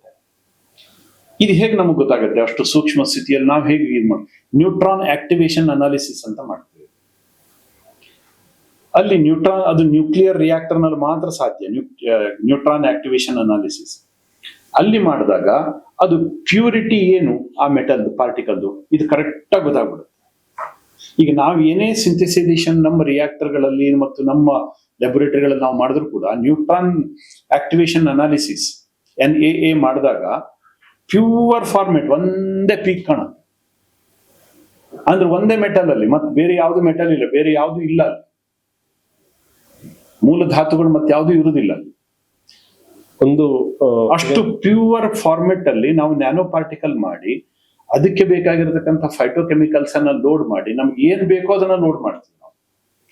ಈಗ ಕ್ಯಾನ್ಸರಿಗೆ ಬೇಕಾಗಿರತಕ್ಕಂಥ ಔಷಧಿಯ ಏನ್ ವಸ್ತು ಇದೆ, ಕ್ಯಾನ್ಸರಿಗೆ ಬೇಕು ಔಷಧಿ ಬೇಕು ಅಂತಂದ್ರೆ ಅದನ್ನೇ ಲೋಡ್ ಮಾಡ್ತೀವಿ. ನಾಳೆ ಯಾವುದೋ ಇನ್ಫೆಕ್ಷನ್ಗೆ ಬೇಕು ಅಂತಂದ್ರೆ ಆಂಟಿ ಇನ್ಫೆಕ್ಷನಲ್ ಅಥವಾ anti microbial, anti viral, aunty fungal nature ಇರ್ತಕ್ಕಂಥ ಫೈಟೋಕೆಮಿಕಲ್ ಯಾವ್ದಿದೆ ಅಥವಾ ಪ್ಲಾಂಟ್ ಯಾವ್ದಿದೆ ಅದನ್ನೇ ಲೋಡ್ ಮಾಡ್ತೀವಿ. ಸೊ ಇದರ ಪ್ರೊಸೆಸ್ ಕೂಡ ಗ್ರೀನ್, ಎಲ್ಲಿಯೂ ಕೂಡ ಕೆಮಿಕಲ್ ಅನ್ನ ಬಳಸೋದಿಲ್ಲ, ಎಲ್ಲಿಯೂ ಕೂಡ ಎನರ್ಜಿಯನ್ನು ನಾವು ಬಳಸೋದಿಲ್ಲ. ಸ್ವಾಭಾವಿಕವಾಗಿರ್ತಕ್ಕಂಥ ಇಂಜಿನಿಯರಿಂಗ್ ಯೂಸ್ ಮಾಡ್ತೀವಿ ನಾವು, ಗ್ರೀನ್ ಇಂಜಿನಿಯರಿಂಗ್ ಅನ್ನ ಯೂಸ್ ಮಾಡ್ತೀವಿ, ಟೆಕ್ನಾಲಜಿಯನ್ನು ಯೂಸ್ ಮಾಡ್ತೀವಿ. Particle synthesization green technology, no carbon output, no outlet, no inlet. Carbon use ಆಗಲ್ಲ, ಕಾರ್ಬನ್ ಅವಶ್ಯಕತೆ ಇಲ್ಲ. ನಿಮ್ಗೆ ಪವರ್ ಇದೆ ಅಂತಂದ್ರೆ ಎಲ್ಲೋ ಒಂದ್ ಕಡೆ ಕಾರ್ಬನ್ ಔಟ್ಪುಟ್ ಇರುತ್ತೆ. ಹೌದು. ಎಲ್ಲೋ ಕೆಮಿಕಲ್ ರಿಯಾಕ್ಷನ್ ಆಗಿದೆ ಅಂತಂದ್ರೆ ಮತ್ತೊಂದು ಟಾಕ್ಸಿಕ್ ಗ್ಯಾಸೋ ಅಥವಾ ಟಾಕ್ಸಿಕ್ ಫ್ಯೂಮ್ಸೋ ಏನೋ ಬರ್ತವೆ. ಇಲ್ಲಿ ಏನು ಇರುವುದಿಲ್ಲ. ಅದಕ್ಕೋಸ್ಕರ green technology, green applications. Gold ಅಲ್ಲದೆ ಬೇರೆ ಯಾವ ಮೆಟಲ್ಸ್ ಯೂಸ್ ಮಾಡ್ತೀವಿ? ನಾವು ಸಾಕಷ್ಟು ಮೆಟಲ್ಗಳನ್ನ ನ್ಯಾನೋಕ್ಕೆ ನಾವು ಇವತ್ತು ಕನ್ವರ್ಟ್ ಮಾಡಿದ್ವಿ. ಉದಾಹರಣೆಗೆ gold, silver, palladium, rhodium, zinc, selenium, ಪೆಲ್ಲಡಿ, ತುಂಬಾ ಮೆಟಲ್ಗಳನ್ನು ನಾವು ಈ ತರ ಮಾಡ್ತೇವೆ. ಜಿಂಕ್ ಆಕ್ಚುಲಿ ಇನ್ ಜನರಲ್ ತುಂಬಾ ಟಾಕ್ಸಿಕ್ ಆಗಿರುತ್ತಲ್ಲ, ಅದನ್ನ ಹೇಗೆ? ನಮ್ ಕೈನಲ್ಲಿ ಸಿಕ್ಕಿದ್ರೆ ಅದು ನಾನ್ ಟಾಕ್ಸಿಕ್ ಆಗುತ್ತೆ. ನಮ್ ಕೈನಲ್ಲಿ ಸಿಕ್ಕಿದ್ರೆ ನಾನ್ ಟಾಕ್ಸಿಕ್ ಆಗುತ್ತೆ. ಇನ್ ಜನರಲ್ ಸೈನ್ಸ್ ಅಲ್ಲಿ ಜಿಂಕ್ ಟಾಕ್ಸಿಕ್ ಅಂತ ಅದಕ್ಕೆ ಕೇಳಿದೆ. ಅದು ಅಂದ್ರೆ ಜಿಂಕ್ ಇದೊಂದು ಎಸೆನ್ಷಿಯಲ್ ಎಲಿಮೆಂಟ್, ಬಾಡಿಗೂ ಬೇಕು, ಪ್ಲಾಂಟಿಗೂ ಕೂಡ ಬೇಕಾಗುತ್ತೆ, ಸಾಯಿಲ್ ಅಲ್ಲಿ ಬೇಕಾಗುತ್ತೆ. ಅದು ನಾನ್ ಟಾಕ್ಸಿಕ್ ಹೇಗಿರುತ್ತೆ ಅಂತ? ನಾನ್ ಟಾಕ್ಸಿಕ್ ನೀವು ಕುಡಿಬಹುದು, ಶರ್ಬತ್ ತರ ಕುಡಿಬಹುದು, ಲಾಡು ತರ ತಿನ್ಬಹುದು ನೀವು. ಅತಿ ಸರ್ವತ್ರ ವರ್ಜಯೇತ್. ಹಾಗೆಂತ ನಾನ್ ಟಾಕ್ಸಿಕ್ ಅಂತ ನಾವು ಹೇಳಿದ ಮಾತ್ರಕ್ಕೆ ಮನಸ್ಸಿಗೆ ಬಂದ ಹಾಗೆ ನೀವು ತಿಂದ್ರೆ ಅತಿ ಸರ್ವತ್ರ ವರ್ಜಯೇತ್, ಅದು ಟಾಕ್ಸಿಕ್ ಆಗೇ ಆಗುತ್ತೆ. ಈ ಗ್ರೀನ್ ಟೆಕ್ನಾಲಜಿ ನೀವು ಹೇಳಿದ ಕ್ಯಾನ್ಸರ್ ಮೆಡಿಸಿನ್ಸ್ ಅಪ್ಲಿಕೇಶನ್ ಕೃಷಿಗೆ ನೀವು ಬಳಸ್ತೀರಿ, ಯಾವ ರೀತಿ ಕೃಷಿಗೆ ಇದನ್ನ ಹೇಗಾಗತ್ತೆ? Soil health enhancement. Healthy soil ಅಂದ್ರೆ ಏನು, ಅಲ್ಲಿಂದ ಸ್ಟಾರ್ಟ್ ಮಾಡಿ. ಜೀವ ವೈವಿಧ್ಯತೆಯನ್ನ ನೀವು ಬದಲಾಯಿಸಿದ್ದೇನೆ, ಅದರ ಅಸ್ತಿತ್ವಕ್ಕೆ ಭಂಗವನ್ನು ತರದೇನೆ, ಹೇಗಿದೆಯೋ ಹಾಗೆ ಉಳಿಸ್ಕೊಂಡು ಆರೋಗ್ಯಪೂರ್ಣವಾಗಿರ್ತಕ್ಕಂತಹ ಸಸ್ಯಗಳನ್ನು ಬೆಳೆಸಿ ಅದರಿಂದ ಫಲವನ್ನು ತೆಗೆದ್ರೆ ಅದು ಒಳ್ಳೆಯ ಕೃಷಿ, ಗ್ರೀನ್ ಕಲ್ಟಿವೇಶನ್. ನಮ್ಮ ಸೋ ಕಾಲ್ಡ್ ಎಜುಕೇಶನ್, ನನ್ನ ಮಾತಿನಲ್ಲಿ ತುಂಬಾ ನಿಖರತೆ ಇರುತ್ತೆ. ಸೋ ಕಾಲ್ಡ್ ಎಜುಕೇಶನ್ ಎಷ್ಟರ ಮಟ್ಟಿಗೆ ನಮ್ಮನ್ನು ಮುಂದ್ಗಡೆ ತಂದಿಟ್ಟಿದೆ ಅಂತ ಅಂದ್ರೆ, ಮುಂಚೆ ಸ್ವಾಭಾವಿಕವಾಗಿ ಕಲ್ಟಿವೇಶನ್ ಮಾಡ್ತಾ ಇದ್ವಿ, ಅದಕ್ಕೆ ಗೊಬ್ಬರ ಹಾಕ್ತಿರ್ಲಿಲ್ಲ, ಏನೂ ಹಾಕ್ತಿರ್ಲಿಲ್ಲ. ಸ್ವಾಭಾವಿಕವಾದ ನೆಲದಲ್ಲಿ ಅಲ್ಲಿ ಮೈಕ್ರೋಬಿಯಲ್ ಲೋಡ್ ತುಂಬಾ ಇರ್ತಿತ್ತು, ಅಲ್ಲಿ ಬೆಳೀತಾ ಇದ್ರು. ಈ ವರ್ಷ ಇಲ್ಲಿ ಬೆಳೀತಾ ಇದ್ರು, 2 ವರ್ಷ ಇಲ್ಲಿ ಬೆಳೀತಾ ಇದ್ರು, ಆಮೇಲೆ ಶಿಫ್ಟಿಂಗ್ ಕಲ್ಟಿವೇಶನ್, ಇಲ್ಲಿ ಸಾಯಿಲ್ ಫರ್ಟಿಲಿಟಿಯನ್ನು ಕಳ್ಕೊಂಡ ನಂತರದಲ್ಲಿ ಮತ್ತೊಂದ್ ಕಡೆ ಹೋಗ್ತಾ ಇದ್ರು, ಅಲ್ಲಿ ಮಾಡ್ತಾ ಇದ್ರು. ಹಳೆ ಕಾಲದಲ್ಲಿ ಅದು ನಡೀತಾ ಇತ್ತು. ಆಮೇಲೆ ಸ್ಥಿರವಾಗಿ ನಿಂತರು ನಮ್ ಜನ ಒಂದ್ ಕಡೆ. ಅಲ್ಲಿ ಸಾಯಿಲ್ ಡಿಗ್ರೇಡ್ ಆದ ಹಾಗೆ ಅದಕ್ಕೆ ದನದ ಸಗಣಿಯನ್ನ ಹಾಕ್ತಾ ಇದ್ರು, ಸಗಣಿ ಗೊಬ್ಬರವನ್ನ ಹಾಕ್ತಾ ಇದ್ರು. ಅದರಿಂದ ಏನಾಗುತ್ತೆ, ಮೈಕ್ರೋಬಿಯಲ್ ಗ್ರೋತ್ ಮತ್ತೆ ಜಾಸ್ತಿ ಆಗುತ್ತೆ, ಆಕ್ಟಿವಿಟಿ ಮತ್ತೆ ವಾಪಸ್ ಅದು ಎನ್ರಿಚ್ ಆಗುತ್ತೆ, ಅದರಲ್ಲಿ ಫಲವನ್ನು ಬೆಳೀತಾ ಇದ್ರು. ನಮ್ಮ ಆಸೆಗೆ ಮಿತಿ ಇರಲಿಲ್ಲ, ಇನ್ನೂ ಜಾಸ್ತಿ ಬೇಕು ಅಂತ ಅನಿಸ್ತು, ಇನ್ನೂ ಜಾಸ್ತಿ ಬೆಳಿಬೇಕು ಅಂತ ಅನಿಸ್ತು. ಅವಾಗ ಏನ್ ಮಾಡಿದ್ರು, ಗ್ರೀನ್ ರೆವಲ್ಯೂಷನ್ ಶುರುವಾಯಿತು. ಸಸ್ಯಗಳಿಗೆ ಏನು ಬೇಕು, NPK, ಬೇರೆ ಬೇರೆ ಮೈಕ್ರೋ ನ್ಯೂಟ್ರಿಯೆಂಟ್ಸ್, ಇದೆಲ್ಲ ಬೇಕು. ನಮ್ಮ ಅತಿ ಬುದ್ಧಿ ಯೋಚನೆ ಮಾಡ್ಲಿಕ್ಕೆ ಶುರು ಮಾಡ್ತು. ಅದನ್ನೆಲ್ಲ ಹೊರಗಡೆಯಿಂದ ತಂದು ನೆಲಕ್ಕೆ ಸುರಿದು ನಾವು ಕಲ್ಟಿವೇಶನ್ ಶುರು ಮಾಡಿದ್ವಿ. ಸ್ವಾಭಾವಿಕವಾಗಿ ಸಸ್ಯಗಳು ಬೆಳೆದಾಗ ಅದಕ್ಕೆ ರೆಸಿಸ್ಟೆನ್ಸ್ ಪವರ್ ಇರುತ್ತೆ. ಕಾಡಿನಲ್ಲಿ ಅನೇಕ ಗಿಡಗಳು ಹುಟ್ಟುತ್ತವೆ, ಬೆಳೀತವೆ, ಯಾವುದು ಸಾಯುವುದಿಲ್ಲ. ಅಲ್ಲಿ ಪೆಸ್ಟ್ ಅಟ್ಯಾಕ್ ಆಗುದಿಲ್ಲ. ಅಲ್ಲಿ ನಿಮ್ಮ ಕೃಷಿಗೆ ಮಾತ್ರ ಪೆಸ್ಟ್ ಅಟ್ಯಾಕ್ ಯಾಕಾಗತ್ತೆ, ಕಾಡಿಗೆ ಯಾಕಾಗುದಿಲ್ಲ? ಎಲ್ಲೋ ಅಪರೂಪಕ್ಕೆ ನಿಮ್ಮ ಗಮನಕ್ಕೆ ಬರ್ಬೋದು ಅಷ್ಟೇ. ಇಲ್ಲಿ ನನ್ನ ನೇಟಿವ್ ಇಮ್ಯುನಿಟಿ ಏನಿದೆ, ಪ್ಲಾಂಟ್ ನೇಟಿವ್ ಇಮ್ಯುನಿಟಿ ಏನಿದೆ, ಇದು ಕಾಡಿನಲ್ಲಿ ಇರತಕ್ಕಂಥ ಗಿಡಗಳ ರೀತಿಯಲ್ಲಿ ಇಲ್ಲ, ಇದು ಸಪ್ರೆಸ್ ಆಗಿದೆ. ಅದಕ್ಕೋಸ್ಕರ ಹೊಸದಾಗಿ ನನ್ನ ಇಮ್ಯುನಿಟಿ ಡೌನ್ ಆದಾಗ ಸಾಮಾನ್ಯವಾಗಿ ಎಲ್ಲರೂ ಕೂಡ ನನ್ನ ಮೇಲೆ ಅಟ್ಯಾಕ್ ಮಾಡೇ ಮಾಡ್ತಾರೆ. ನಾನು ದುರ್ಬಲ ಅಂತ ಯಾವತ್ತು ಆಗ್ತೀನೋ ಅವತ್ತು ಎಲ್ಲರೂ ನನ್ನ ಮೇಲೆ ಅಟ್ಯಾಕ್ ಮಾಡ್ತಾರೆ. ದೇವೋ ದುರ್ಬಲ ಘಾತಕ. ದೇವರಿಗೂ ಕೂಡ ದುರ್ಬಲರೇ ಬೇಕು. ಹುಲಿಯನ್ನಾಗ್ಲಿ ಆನೆಯನ್ನಾಗ್ಲಿ ಯಾವತ್ತೂ ಬಲಿ ಕೊಡುವುದಿಲ್ಲ ದೇವರಿಗೆ. ಕುರಿಯನ್ನೇ ಬಲಿ ಕೊಡ್ತಾರೆ, ಕೋಳಿಯನ್ನೇ ಬಲಿ ಕೊಡ್ತಾರೆ. ದೇವೋ ದುರ್ಬಲ ಘಾತಕ. ದುರ್ಬಲರನ್ನ ಕಂಡ್ರೆ ದೇವರಿಗೂ ಇಷ್ಟ ಅಂತೆ. ಹಾಗೇನೆ ಈ ದುರ್ಬಲ ಸಸ್ಯಗಳನ್ನ ನೋಡಿದಾಗ ಜಗತ್ತಿನಲ್ಲಿರ್ತಕ್ಕಂಥ ಅನೇಕ ಪೆಸ್ಟ್ ಅದರ ಮೇಲೆ ಅಟ್ಯಾಕ್ ಮಾಡುತ್ತೆ. ಇದು ತನ್ನ ಆಹಾರ ಅಂತ ಭಾವಿಸುತ್ತೆ. ಆಗೇನ್ ಮಾಡ್ತು, ಅದನ್ನು ನಿಲ್ಲಿಸ್ಲಿಕ್ಕೋಸ್ಕರ ಕೆಮಿಕಲ್ ಯೂಸೇಜ್ ಅನ್ನು ನಾವು ತಂದ್ವಿ. ಟಾಕ್ಸಿಕ್ ಕೆಮಿಕಲ್, ಪ್ರಾಣಿ ಸಂಕುಲವನ್ನ ಅಥವಾ ಕೀಟ ಸಂಕುಲವನ್ನ ನಾಶ ಮಾಡಬೇಕು ಅಂತ ಅದ್ರ ಮೇಲೆ ಸ್ಪ್ರೇ ಮಾಡ್ಲಿಕ್ಕೆ ಶುರು ಮಾಡಿದ್ವಿ. ನೆಲದಲ್ಲಿರ್ತಕ್ಕಂಥ ಮೈಕ್ರೋಬ್ಸ್ ಅವು ಕೆಲವೊಂದ್ಸರಿ ಪ್ಯಾಥೋಜನ್ಸ್ ಆಗ್ತವೆ. ಅದನ್ನ ನಿಯಂತ್ರಣ ಮಾಡಬೇಕು ಅಂತ ಅಲ್ಲೂ ಕೂಡ ಕೆಮಿಕಲ್ ಅನ್ನು ಸುರಿದ್ವಿ, ರಾಸಾಯನಿಕಗಳನ್ನ ಸುರಿದ್ವಿ. ಸಾಯಿಲ್ ಡಿಗ್ರೇಡ್ ಆಯ್ತು, ವಲ್ನರಬಿಲಿಟಿ, ಪ್ಲಾಂಟ್ ವಲ್ನರಬಿಲಿಟಿ ಶುರುವಾಯಿತು. Immune system, native immune system down ಆಯ್ತು. ಜನರಿಗೆ ಅನಿಸ್ತು, ಓ ಇದು ಟಾಕ್ಸಿಸಿಟಿಯನ್ನು ಕ್ರಿಯೇಟ್ ಮಾಡ್ತಾ ಇದೆ, ತುಂಬಾ ರಾಸಾಯನಿಕಗಳನ್ನ ಬಳಸಿದೀವಿ ಅಂತ ಅನಿಸ್ತು. ಹೊಸ ಸಂಶೋಧನೆ ಶುರುವಾಯಿತು. ಬಯೋ ಫರ್ಟಿಲೈಸರ್ಸ್ ಅಂತ ಶುರು ಮಾಡಿದ್ರು. ಅಂದ್ರೆ ವಾಪಸ್ ಮತ್ತೆ ಆ ಸೈಕಲ್ ತಿರುಗ್ಲಿಕ್ಕೆ ಶುರುವಾಯಿತು. ಮೈಕ್ರೋಬಿಯಲ್ ರಿಚ್ ಫರ್ಟಿಲೈಸರ್ಸ್ ಅನ್ನು ಶುರು ಮಾಡಿದ್ರು. ಕೀಟಗಳನ್ನ ತಿಂತಕ್ಕಂಥ ಬಯೋಫೆನ್ಸಿಂಗ್ ಅಥವಾ ಬೇರೆ ಬೇರೆ ಬಯೋ ರೆಮಿಡಿಯನ್ನು ಶುರು ಮಾಡಿದ್ರು. ವಾಪಸ್ ನೇಚರಿಗೆ ಮತ್ತೆ ವಾಪಸ್ ಹೋಗ್ಲಿಕ್ಕೆ ಶುರು ಮಾಡಿದ್ರು. ಈ ಸೈಕಲ್ ಎಲ್ಲೋ ಒಂದ್ ಕಡೆ ಗ್ಯಾಪ್ ಇದೆ ಅಂತ ಅನಿಸ್ತು. ಆಗ ಬಯೋಡೈನಮಿಕ್ ಕಲ್ಟಿವೇಶನ್ ಅಂತ ಶುರು ಮಾಡಿದ್ರು. ಸ್ವಾಮಿ, ಮತ್ಸ್ಯ ಪುರಾಣದಲ್ಲಿ ಇದೇ ಬಯೋಡೈನಮಿಕ್ ಕಲ್ಟಿವೇಶನ್ ಅನ್ನು ಹೇಳಿದೆ. ನೀವು ಇವತ್ತು ತುಂಬಾ PhD ಮಾಡ್ಕೊಂಡು ಏನು ಬಯೋಡೈನಮಿಕ್ ಕಲ್ಟಿವೇಶನ್ ಬಗ್ಗೆ ಚರ್ಚೆ ಮಾಡ್ತಿರೋ, ಯೋಚನೆ ಮಾಡ್ತಿರೋ, ನಮ್ಮ ಮತ್ಸ್ಯ ಪುರಾಣದಲ್ಲಿ ಅದನ್ನೇ ಹೇಳಿದೆ. ಪುರಾಣಗಳಲ್ಲಿ ಉಲ್ಲೇಖ ಆದ ರೀತಿ ಯಾವ ರೀತಿ ಉಲ್ಲೇಖ ಆಗಿದೆ ಮತ್ಸ್ಯ ಪುರಾಣ? ಸಾಮಾನ್ಯವಾಗಿ ನಮ್ಮ ವೇದ ಪುರಾಣಗಳು ಇದೆಲ್ಲ ಇದಾವಲ್ಲ, ಇದು ವೈಜ್ಞಾನಿಕ ಗ್ರಂಥಗಳು. ಅಲ್ಲಿ ದೇವರ ಶ್ಲೋಕಗಳು ಬೇರೆ, ಮಂತ್ರಗಳು ಬೇರೆ. ದೇವರ ಶ್ಲೋಕಗಳಲ್ಲಿ ದೇವರನ್ನ ಹಾಡಿ ಹೊಗಳ್ತೀವಿ. ನೀನ್ ಅಂಥವನು, ಇಂಥವನು, ನನಗದು ಕೊಡು, ಇದು ಕೊಡು, ನೀ ಅಂಥವನು ಕೊಡ್ತಕ್ಕಂಥವನು, ಇಂಥದ್ದನ್ನು ಕೊಡ್ತಕ್ಕಂಥವನು ಅಂತೆಲ್ಲ ನಾವು ಹೇಳ್ತೀವಿ. ಆದ್ರೆ ಮಂತ್ರಗಳಲ್ಲಿ ಶುದ್ಧವಾಗಿರತಕ್ಕಂಥ ಜ್ಞಾನ ಇದೆ. ಮಂತ್ರಗಳನ್ನ ಪುಣ್ಯಕ್ಕೋಸ್ಕರ ಹೇಳುವುದಿಲ್ಲ, ಮಂತ್ರಗಳನ್ನ ಆರಾಧನೆಗೋಸ್ಕರ ಹೇಳ್ತೀವಿ. ಆರಾಧನೆ ಪುಣ್ಯಕ್ಕೋಸ್ಕರ ಅಲ್ಲ, ಪುಣ್ಯ ಸಂಪಾದನೆಗೋಸ್ಕರ ಅಲ್ಲ, ನನ್ನನ್ನು ನಾನು ಅರಿತುಕೊಳ್ಳಿಕ್ಕೋಸ್ಕರ. ಹಾ, ನೀವು ಮಾಡ್ತಕ್ಕಂಥ ಪೂಜೆ ನಿಮ್ಮ ಐಹಿಕ ಸುಖಗಳನ್ನ ಬಯಸಿ, ಆದ್ರೆ ನೀವು ಮಾಡ್ತಕ್ಕಂಥ ಆರಾಧನೆ ಆತ್ಮತೃಪ್ತಿಯನ್ನ ಬಯಸಿ. ಆರಾಧನೆಯಲ್ಲಿ ಬಳಸ್ತಕ್ಕಂಥದ್ದು ಮಂತ್ರಗಳು, ಪೂಜೆಗೆ ಬಳಸ್ತಕ್ಕಂಥದ್ದು ಶ್ಲೋಕಗಳು. ಅಲ್ಲಿ ವೈಜ್ಞಾನಿಕವಾಗಿರತಕ್ಕಂಥ ಅನೇಕ ವಿಷಯಗಳು ಹೇಳಲ್ಪಟ್ಟಿದ್ದಾವೆ. ವೈಜ್ಞಾನಿಕವಾಗಿ ಅನೇಕ ವಿಷಯಗಳು ಇವತ್ತು ನಮ್ಮ ಮಂತ್ರಗಳ ರಾಶಿಯಲ್ಲಿ ಸಿಗತ್ತೆ. ಸಣ್ಣ ಉದಾಹರಣೆಯನ್ನು ಕೊಡ್ತೇನೆ. ಇವತ್ತು ರುದ್ರ ಇದೆ, ರುದ್ರದಲ್ಲಿ ಚಮಕ ಇದೆ. ಏಕಶ್ಚಮೆ, ದ್ವಿಶ್ಚಮೆ, ಏಕಶ್ಚಮೆ, ತ್ರಿಶ್ಚಮೆ, ಪಂಚಚಮೆ, ಸಪ್ತಚಮೆ, ನವಚಮೆ, ಏಕಾದಶಿ ಚಮೆ, ತ್ರಯೋದಶಿ ಚಮೆ, ಇದೆಲ್ಲ ಹೇಳ್ತೀವಿ. ಯಾಕೆ ಹೇಳ್ಬೇಕು? ಅದರಲ್ಲಿ ಶಿವನ ಯಾವ ರೂಪ ಕಾಣುತ್ತೆ?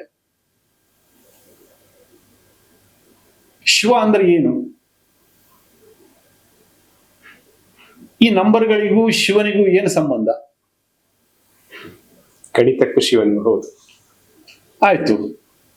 ಮತ್ತೊಂದ್ ಕಡೆ ಮತ್ತೊಂದು ಮಂತ್ರವನ್ನು ಹೇಳ್ತೀವಿ. ಪೂರ್ಣಮದ ಪೂರ್ಣಮಿದಂ ಪೂರ್ಣಾತ್ ಪೂರ್ಣಮುದಚ್ಯತೆ ಪೂರ್ಣಸ್ಯ ಪೂರ್ಣಮಾದಾಯ ಪೂರ್ಣಮೇವಾವಶಿಷ್ಯತೆ ಅಂತ ಹೇಳ್ತೀವಿ. ಏನದು? ಅದ್ವೈತದ ಪರಮೋಚ್ಚ ಉದಾಹರಣೆ. ಪೂರ್ಣಮದ ಪೂರ್ಣಮಿದಂ ಪೂರ್ಣಾತ್ ಪೂರ್ಣಮುದಚ್ಯತೆ ಪೂರ್ಣಸ್ಯ ಪೂರ್ಣಮಾದಾಯ ಪೂರ್ಣಮೇವಾವಶಿಷ್ಯತೆ ಅಂತ. ಏನದು? ಜೀರೋಕ್ಕೆ ಜೀರೋವನ್ನ ಸೇರಿಸಿದ್ರೆ ಜೀರೋನೇ ಆಗುತ್ತೆ. ಜೀರೋಕ್ಕೆ ಜೀರೋದಿಂದ ಕಳೆದ್ರೆ ಜೀರೋನೇ ಸಿಗತ್ತೆ. ಗುಣಾಕಾರ ಮಾಡಿದ್ರು ಜೀರೋಕ್ಕೆ ಜೀರೋನೇ ಬರುತ್ತೆ, ಭಾಗಾಕಾರ ಮಾಡಿದ್ರು ಜೀರೋಕ್ಕೆ ಜೀರೋನೇ ಬರುತ್ತೆ. ನನ್ನ ಕನ್ನಡ ಎಷ್ಟು ಮಂದಿಗೆ ಅರ್ಥ ಆಗ್ಲಿಕ್ಕಿಲ್ಲ, ಆದ್ರೂ ಕನ್ನಡಿಗರು ಅಂತಕ್ಕಂಥ ಹೆಮ್ಮೆ ಅಲ್ವಾ? ಒಳ್ಳೇದು, ಅಷ್ಟಾರು ಇದೆ ಸದ್ಯಕ್ಕೆ. ಗುಣಾಕಾರ, ಭಾಗಾಕಾರ ಈ ಶಬ್ದಗಳನ್ನ ಎಷ್ಟೋ ಮಂದಿ ಕೇಳಿಯೇ ಇರುವುದಿಲ್ಲ ಅಲ್ವಾ? ದಿನನಿತ್ಯದ ಬಳಕೆನಲ್ಲಿ ಆ ಒಂದು ಪದಗಳಿಗೆ ಮರ್ತೆ ಹೋಗಿದೆ.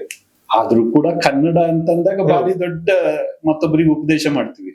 ಮನೆಯಲ್ಲಿ ಕನ್ನಡ ಮಾತಾಡೋದಿಲ್ಲ, ಮನೆಯಲ್ಲಿ ಇಂಗ್ಲಿಷ್ ಮಾತಾಡೋದು. ಹೌದು ಹೌದು.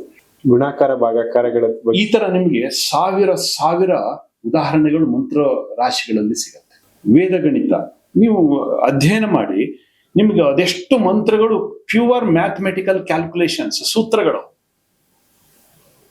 ಇವತ್ತು ಸಮರಾಂಗಣ ಸೂತ್ರಧಾರ ನೀವು ಓದಿದ್ರೆ ಅದು ದೇವರ ಶ್ಲೋಕ ಅಲ್ಲ. ಅಲ್ಲಿ ನಿಮಗೆ ಭಾರದ್ವಾಜ ಸಂಹಿತೆಯನ್ನು ಓದಿದಾಗ ಅಲ್ಲಿ ದೇವರ ಶ್ಲೋಕಗಳು ಕಾಣೋದಿಲ್ಲ. ಜಗತ್ತಿನಲ್ಲಿ ಎಲ್ಲಿಯಾದರೂ ಕೂಡ ವಿಜ್ಞಾನವನ್ನ ಆರಾಧನೆ ಮಾಡಿದ್ದಿದ್ರೆ, ಜ್ಞಾನದ ಆರಾಧನೆಯ ಜೊತೆಗೆ ವಿಜ್ಞಾನವನ್ನು ಆರಾಧನೆ ಮಾಡಿದ್ದಿದ್ರೆ ಅದು ಭಾರತದ ನೆಲ ಮಾತ್ರ. ಕೇವಲ ದೇವರನ್ನ ಮಾತ್ರ ನಾವು, ನಾನು ಹೇಳಿದ್ ಮಾತ್ರ ಸರಿ, ನಾನು ಹೇಳಿದ್ದೇ ದೇವರು ಅಂತ ಎಲ್ಲೂ ಕೂಡ ಹೇಳಿಲ್ಲ. ನಮ್ಮ ಧರ್ಮ ಗ್ರಂಥಗಳಲ್ಲಿ ವಿಜ್ಞಾನ ಇದೆ, ಗಣಿತ ಇದೆ, ತಂತ್ರಜ್ಞಾನ ಇದೆ, ಎಲ್ಲದೂ ಕೂಡ ಇದೆ. ಅದೇ ಹಿಂದುತ್ವದ ವೈಶಿಷ್ಟ್ಯ, ಅದೇ ಭಾರತದ ವೈಶಿಷ್ಟ್ಯ. ಈಗ ವೇದ ಸ್ತೋತ್ರಗಳ ಬಗ್ಗೆ ಹೇಳಿದ್ವಿ. ಆಯುರ್ವೇದಕ್ಕೂ ಇದಕ್ಕೂ ನಮ್ಮ ಟೆಕ್ನಾಲಜಿಗೂ ಯಾವ ರೀತಿ ಸಂಬಂಧ ಅಂತ? ಆಯುರ್ವೇದ ನಮ್ಮ ಬದುಕಿನ ವಿಜ್ಞಾನ.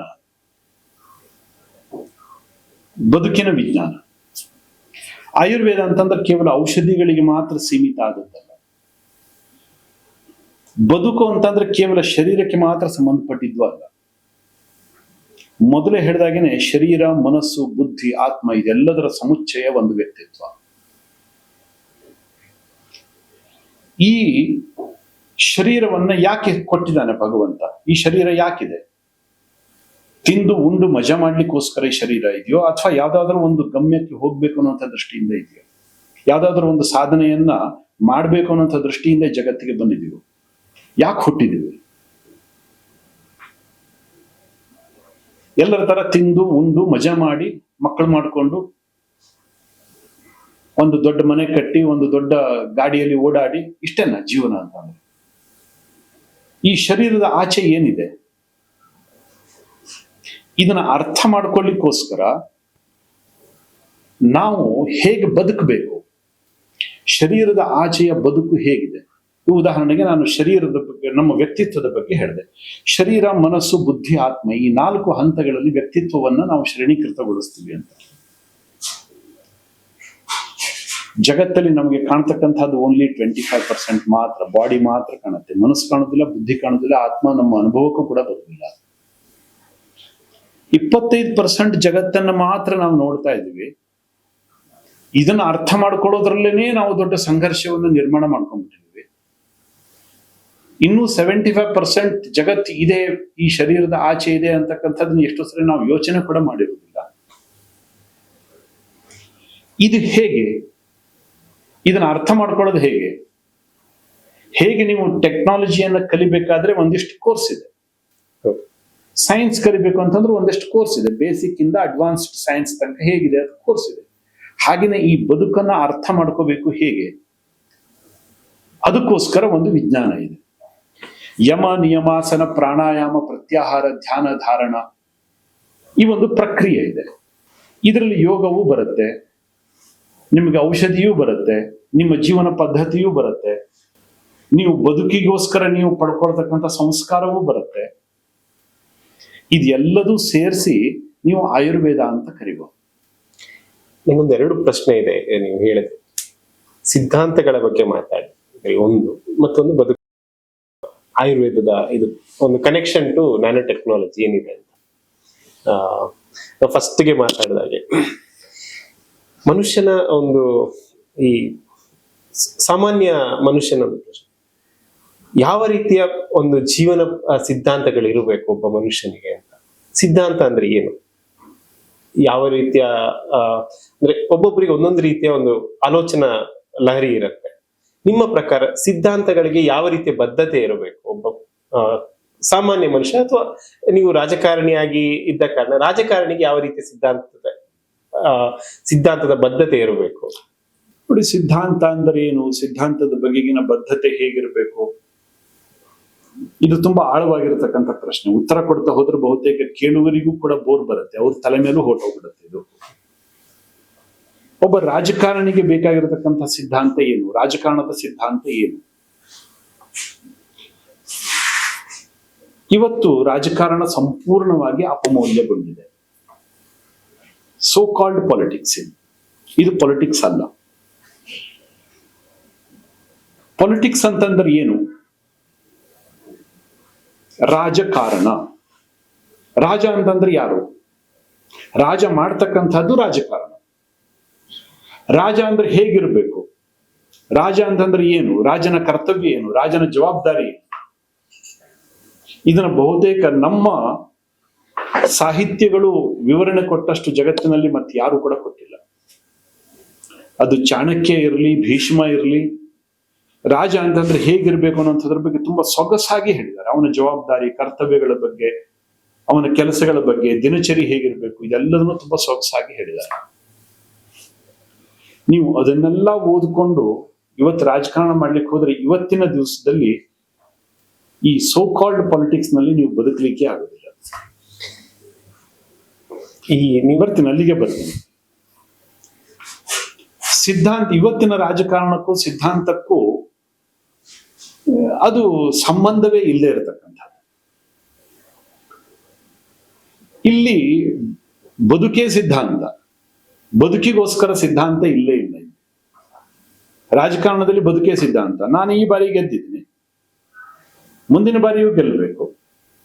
ಈ ಬಾರಿ 20 ಕೋಟಿ ಖರ್ಚು ಮಾಡಿದ್ದೀನಿ, ಮುಂದಿನ ಬಾರಿ 50 ಕೋಟಿ ಆದ್ರೂ ಪರವಾಗಿಲ್ಲ, ಅದಕ್ಕೆ ಬೇಕಾಗಿರ್ತಕ್ಕಂಥ ಸಿದ್ಧತೆಯನ್ನ ನಾನು ಮಾಡ್ಕೋಬೇಕು. ಅಷ್ಟೇ ಅಲ್ಲ, ಈ ಬಾರಿ ನಾನು 25,000 ಓಟಲ್ಲಿ ಗೆದ್ದಿದ್ದೀನಿ, ಮುಂದಿನ ಬಾರಿ 40,000 ಓಟಲ್ಲಿ ಗೆಲ್ಲಬೇಕು. ಅದಕ್ಕೋಸ್ಕರ ಸಿದ್ಧತೆ ಶುರು ಆಗಬೇಕು. ಈ ಬಾರಿ 20 ಕೋಟಿ ಖರ್ಚು ಮಾಡ್ಲಿಕ್ಕೆ ನಾನು ಎಲ್ಲಿಂದ ದುಡ್ಡು ತಂದೆ? ಎಲ್ಲೋ ನನ್ನ ಆಸ್ತಿಯನ್ನು ಮಾರಾಟ ಮಾಡಿ ತಂದೆ, ಅಥವಾ ಯಾರ ಹತ್ರ ನಾನು ಸಾಲ ಮಾಡಿ ತಂದೆ, ಅದನ್ನೆಲ್ಲ ತೀರ್ಸ್ಕೋಬೇಕು. ಅದರ ಹೊರತಾಗಿ ಮುಂದಿನ ರಾಜಕಾರಣಕ್ಕೂ ಕೂಡ ನಾನು ಸಿದ್ಧತೆಯನ್ನು ಮಾಡ್ಕೋಬೇಕು. ಅಲ್ಲಿಗೆ ಮುಗಿಯುವುದಿಲ್ಲ ಆಸೆ. ನಾನು ಕನಿಷ್ಠ ಒಂದು 4-5-6 ಬಾರಿ ಆದ್ರೂ ಕೂಡ ನಾನು MLA ಆಗಿರ್ಬೇಕು, MP ಆಗಿರ್ಬೇಕು. ನಾನು ಹೋದ ನಂತರದಲ್ಲಿ ಯಾರು? ನನ್ನ ಮಗನೇ ಬರಬೇಕು, ನನ್ನ ಮಗಳೇ ಬರಬೇಕು, ನನ್ನ ಹೆಂಡತಿಯೇ ಬರಬೇಕು. ನಾನು ರಾಜಕಾರಣ ಮಾಡ್ತಕ್ಕಂಥದ್ದು ಯಾಕೆ? ದೇಶದ ಕಲ್ಪನೆ ಇಲ್ಲ, ಧರ್ಮ ಗೊತ್ತಿಲ್ಲ, ನನ್ನ ಜಾತಿಯೇ ನನಗೆ ಸರ್ವಸ್ವ, ಭ್ರಷ್ಟಾಚಾರವೇ ನನ್ನ ದಂಧೆ. ಸೊ ಈ ಒಂದು ಸಮೀಕರಣದಲ್ಲಿ ನೀವು ಯಾವ ಸಿದ್ಧಾಂತವನ್ನು ನೀವು ಹೇಳ್ತೀರಿ? ಯಾವ ಸಿದ್ಧಾಂತವನ್ನು ಹೇಳ್ತೀರಿ? ನೀವು ಕಟಕನಿಗೆ ಹೋಗಿ ಆತ್ಮವಿದ್ಯೆಯನ್ನು ಹೇಳಿದ್ರೆ ಅವನಿಗೆ ಏನು ಅರ್ಥ ಆಗುತ್ತೆ?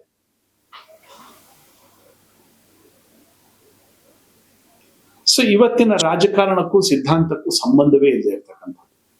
ಅದರ ಅರ್ಥ 100ಕ್ಕೆ 100 ಜನ ಸಿದ್ಧಾಂತ ಇಲ್ಲದೆ ಬದುಕ್ತಾ ಇದ್ದಾರೆ ಅಂತಲ್ಲ, ಬದುಕ್ತಾ ಇದ್ದಾರೆ, ತುಂಬಾ ಕಷ್ಟಪಡ್ತಾ ಇದ್ದಾರೆ, ತುಂಬಾ ಕಷ್ಟಪಡ್ತಾ ಇದ್ದಾರೆ. ಮತ್ತೆ ಆಯುರ್ವೇದಕ್ಕೆ ಬರುವಂತಾದ್ರೆ ಈ ನ್ಯಾನೋ ಟೆಕ್ನಾಲಜಿ, ಈ ಗ್ರೀನ್ ನ್ಯಾನೋ ಟೆಕ್ನಾಲಜಿಗೂ ಆಯುರ್ವೇದಕ್ಕೂ ಯಾವ ರೀತಿಯ ಕನೆಕ್ಷನ್ಸ್ ಇದೆ, ಅಥವಾ ಇದರಲ್ಲಿ ಏನೆಲ್ಲ ವ್ಯತ್ಯಾಸಗಳಿವೆ?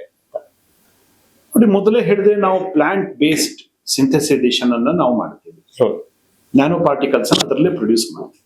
ಆಯುರ್ವೇದ ಕೂಡ ಹೆಚ್ಚಿನ ಎಲ್ಲ ಪ್ಲಾಂಟ್ ಬೇಸ್ಡ್ ಫಾರ್ಮುಲೇಷನ್ಸ್ ಇದರಲ್ಲಿ. ಆಯುರ್ವೇದಕ್ಕೂ ಮತ್ತು ಗ್ರೀನ್ ನ್ಯಾನೋ ಟೆಕ್ನಾಲಜಿಗೂ ಇರತಕ್ಕಂಥ ಸಂಬಂಧ ಒಂದು. ಎರಡನೇದು, ಆಯುರ್ವೇದಕ್ಕೆ ಗ್ರೀನ್ ನ್ಯಾನೋ ಟೆಕ್ನಾಲಜಿಯಿಂದ ಏನು ಲಾಭ?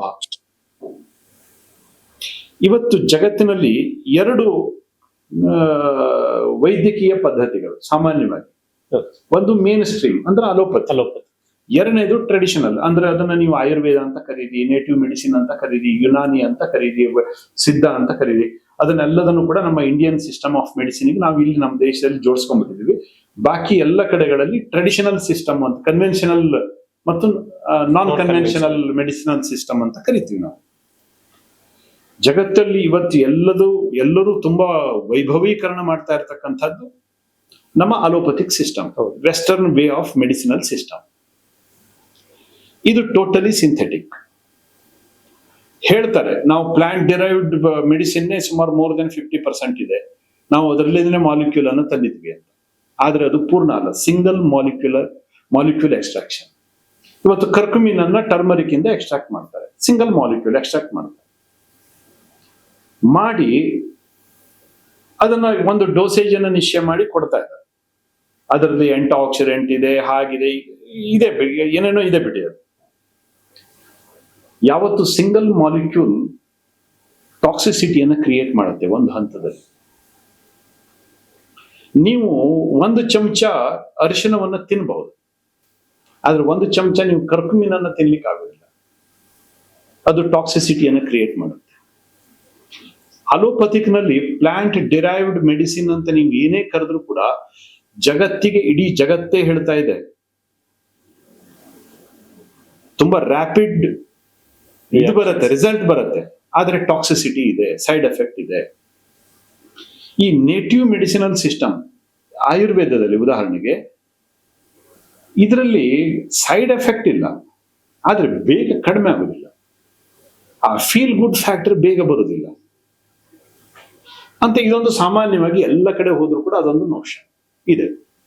ಯಾಕೆ? ನೀವೀಗ ಹೇಳಿದಕ್ಕೆ ಒಂದು ಇದು, ನಾನು ಇತ್ತೀಚೆಗೊಬ್ರು ಡಾಕ್ಟರ್ ಹತ್ರ ಮಾತಾಡ್ತಾರೆ, ಹೇಳಿದ್ರು ಆಯುರ್ವೇದ ಮೆಡಿಸಿನ್ಸ್ ಇಮಿಡಿಯೇಟ್ ರಿಸಲ್ಟ್ ಕೊಡೋದಿಲ್ಲ ಅಂತ ಹೇಳೋದೇ ತಪ್ಪು ಕಲ್ಪನೆ ಅಂತ. ನಿಮ್ಗೆ ಅಲೋಪತಿಯಲ್ಲಿ ಬರೀ ಸಿಂಪ್ಟಮ್ಸ್ ಮಾತ್ರ ಮೆಡಿಸಿನ್ಸ್ ಕೊಡ್ತಾರೆ, ಇದ್ರ ಬಗ್ಗೆ ನೀವು ಹೇಳೋದು? ಇಲ್ಲ, ನಿಜಕ್ಕೂ ಹೌದು. ಆಯುರ್ವೇದದ ಅದೊಂದು ವೈಬ್ರೆಂಟ್ ಇಲ್ಲ ಅಂತ ನಾವೇನು ಹೇಳಲಿಕ್ಕೆ ಆಗುದಿಲ್ಲ. ಕೆಲವೊಬ್ರು ಮಾಡತಕ್ಕಂಥ ಪದ್ಧತಿಯಲ್ಲಿ ಅದನ್ನು ಸರಿಯಾಗಿ ಮಾಡಿದಾಗ ಅದರದ ಕ್ಷಾರವನ್ನ ಕರೆಕ್ಟ್ ಆಗಿ ತೆಗೆದು ಅದರ ರಸವನ್ನ ಸರಿಯಾಗಿ ತೆಗೆದು ಅದನ್ನ ಮಾಡಿದಾಗ ಅದು ಸಿಗತ್ತೆ. ಆದ್ರೆ ಸ್ಟ್ಯಾಂಡರ್ಡೈಸೇಷನ್ ನೀವು ಮಾಡಬಹುದು.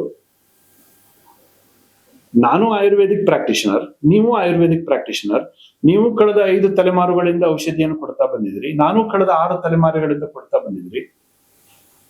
ಆದ್ರೆ ನಿಮ್ಮ ಔಷಧಿಯ ಪರಿಣಾಮವೇ ಬೇರೆ, ನನ್ನ ಔಷಧಿಯ ಪರಿಣಾಮವೇ ಬೇರೆ.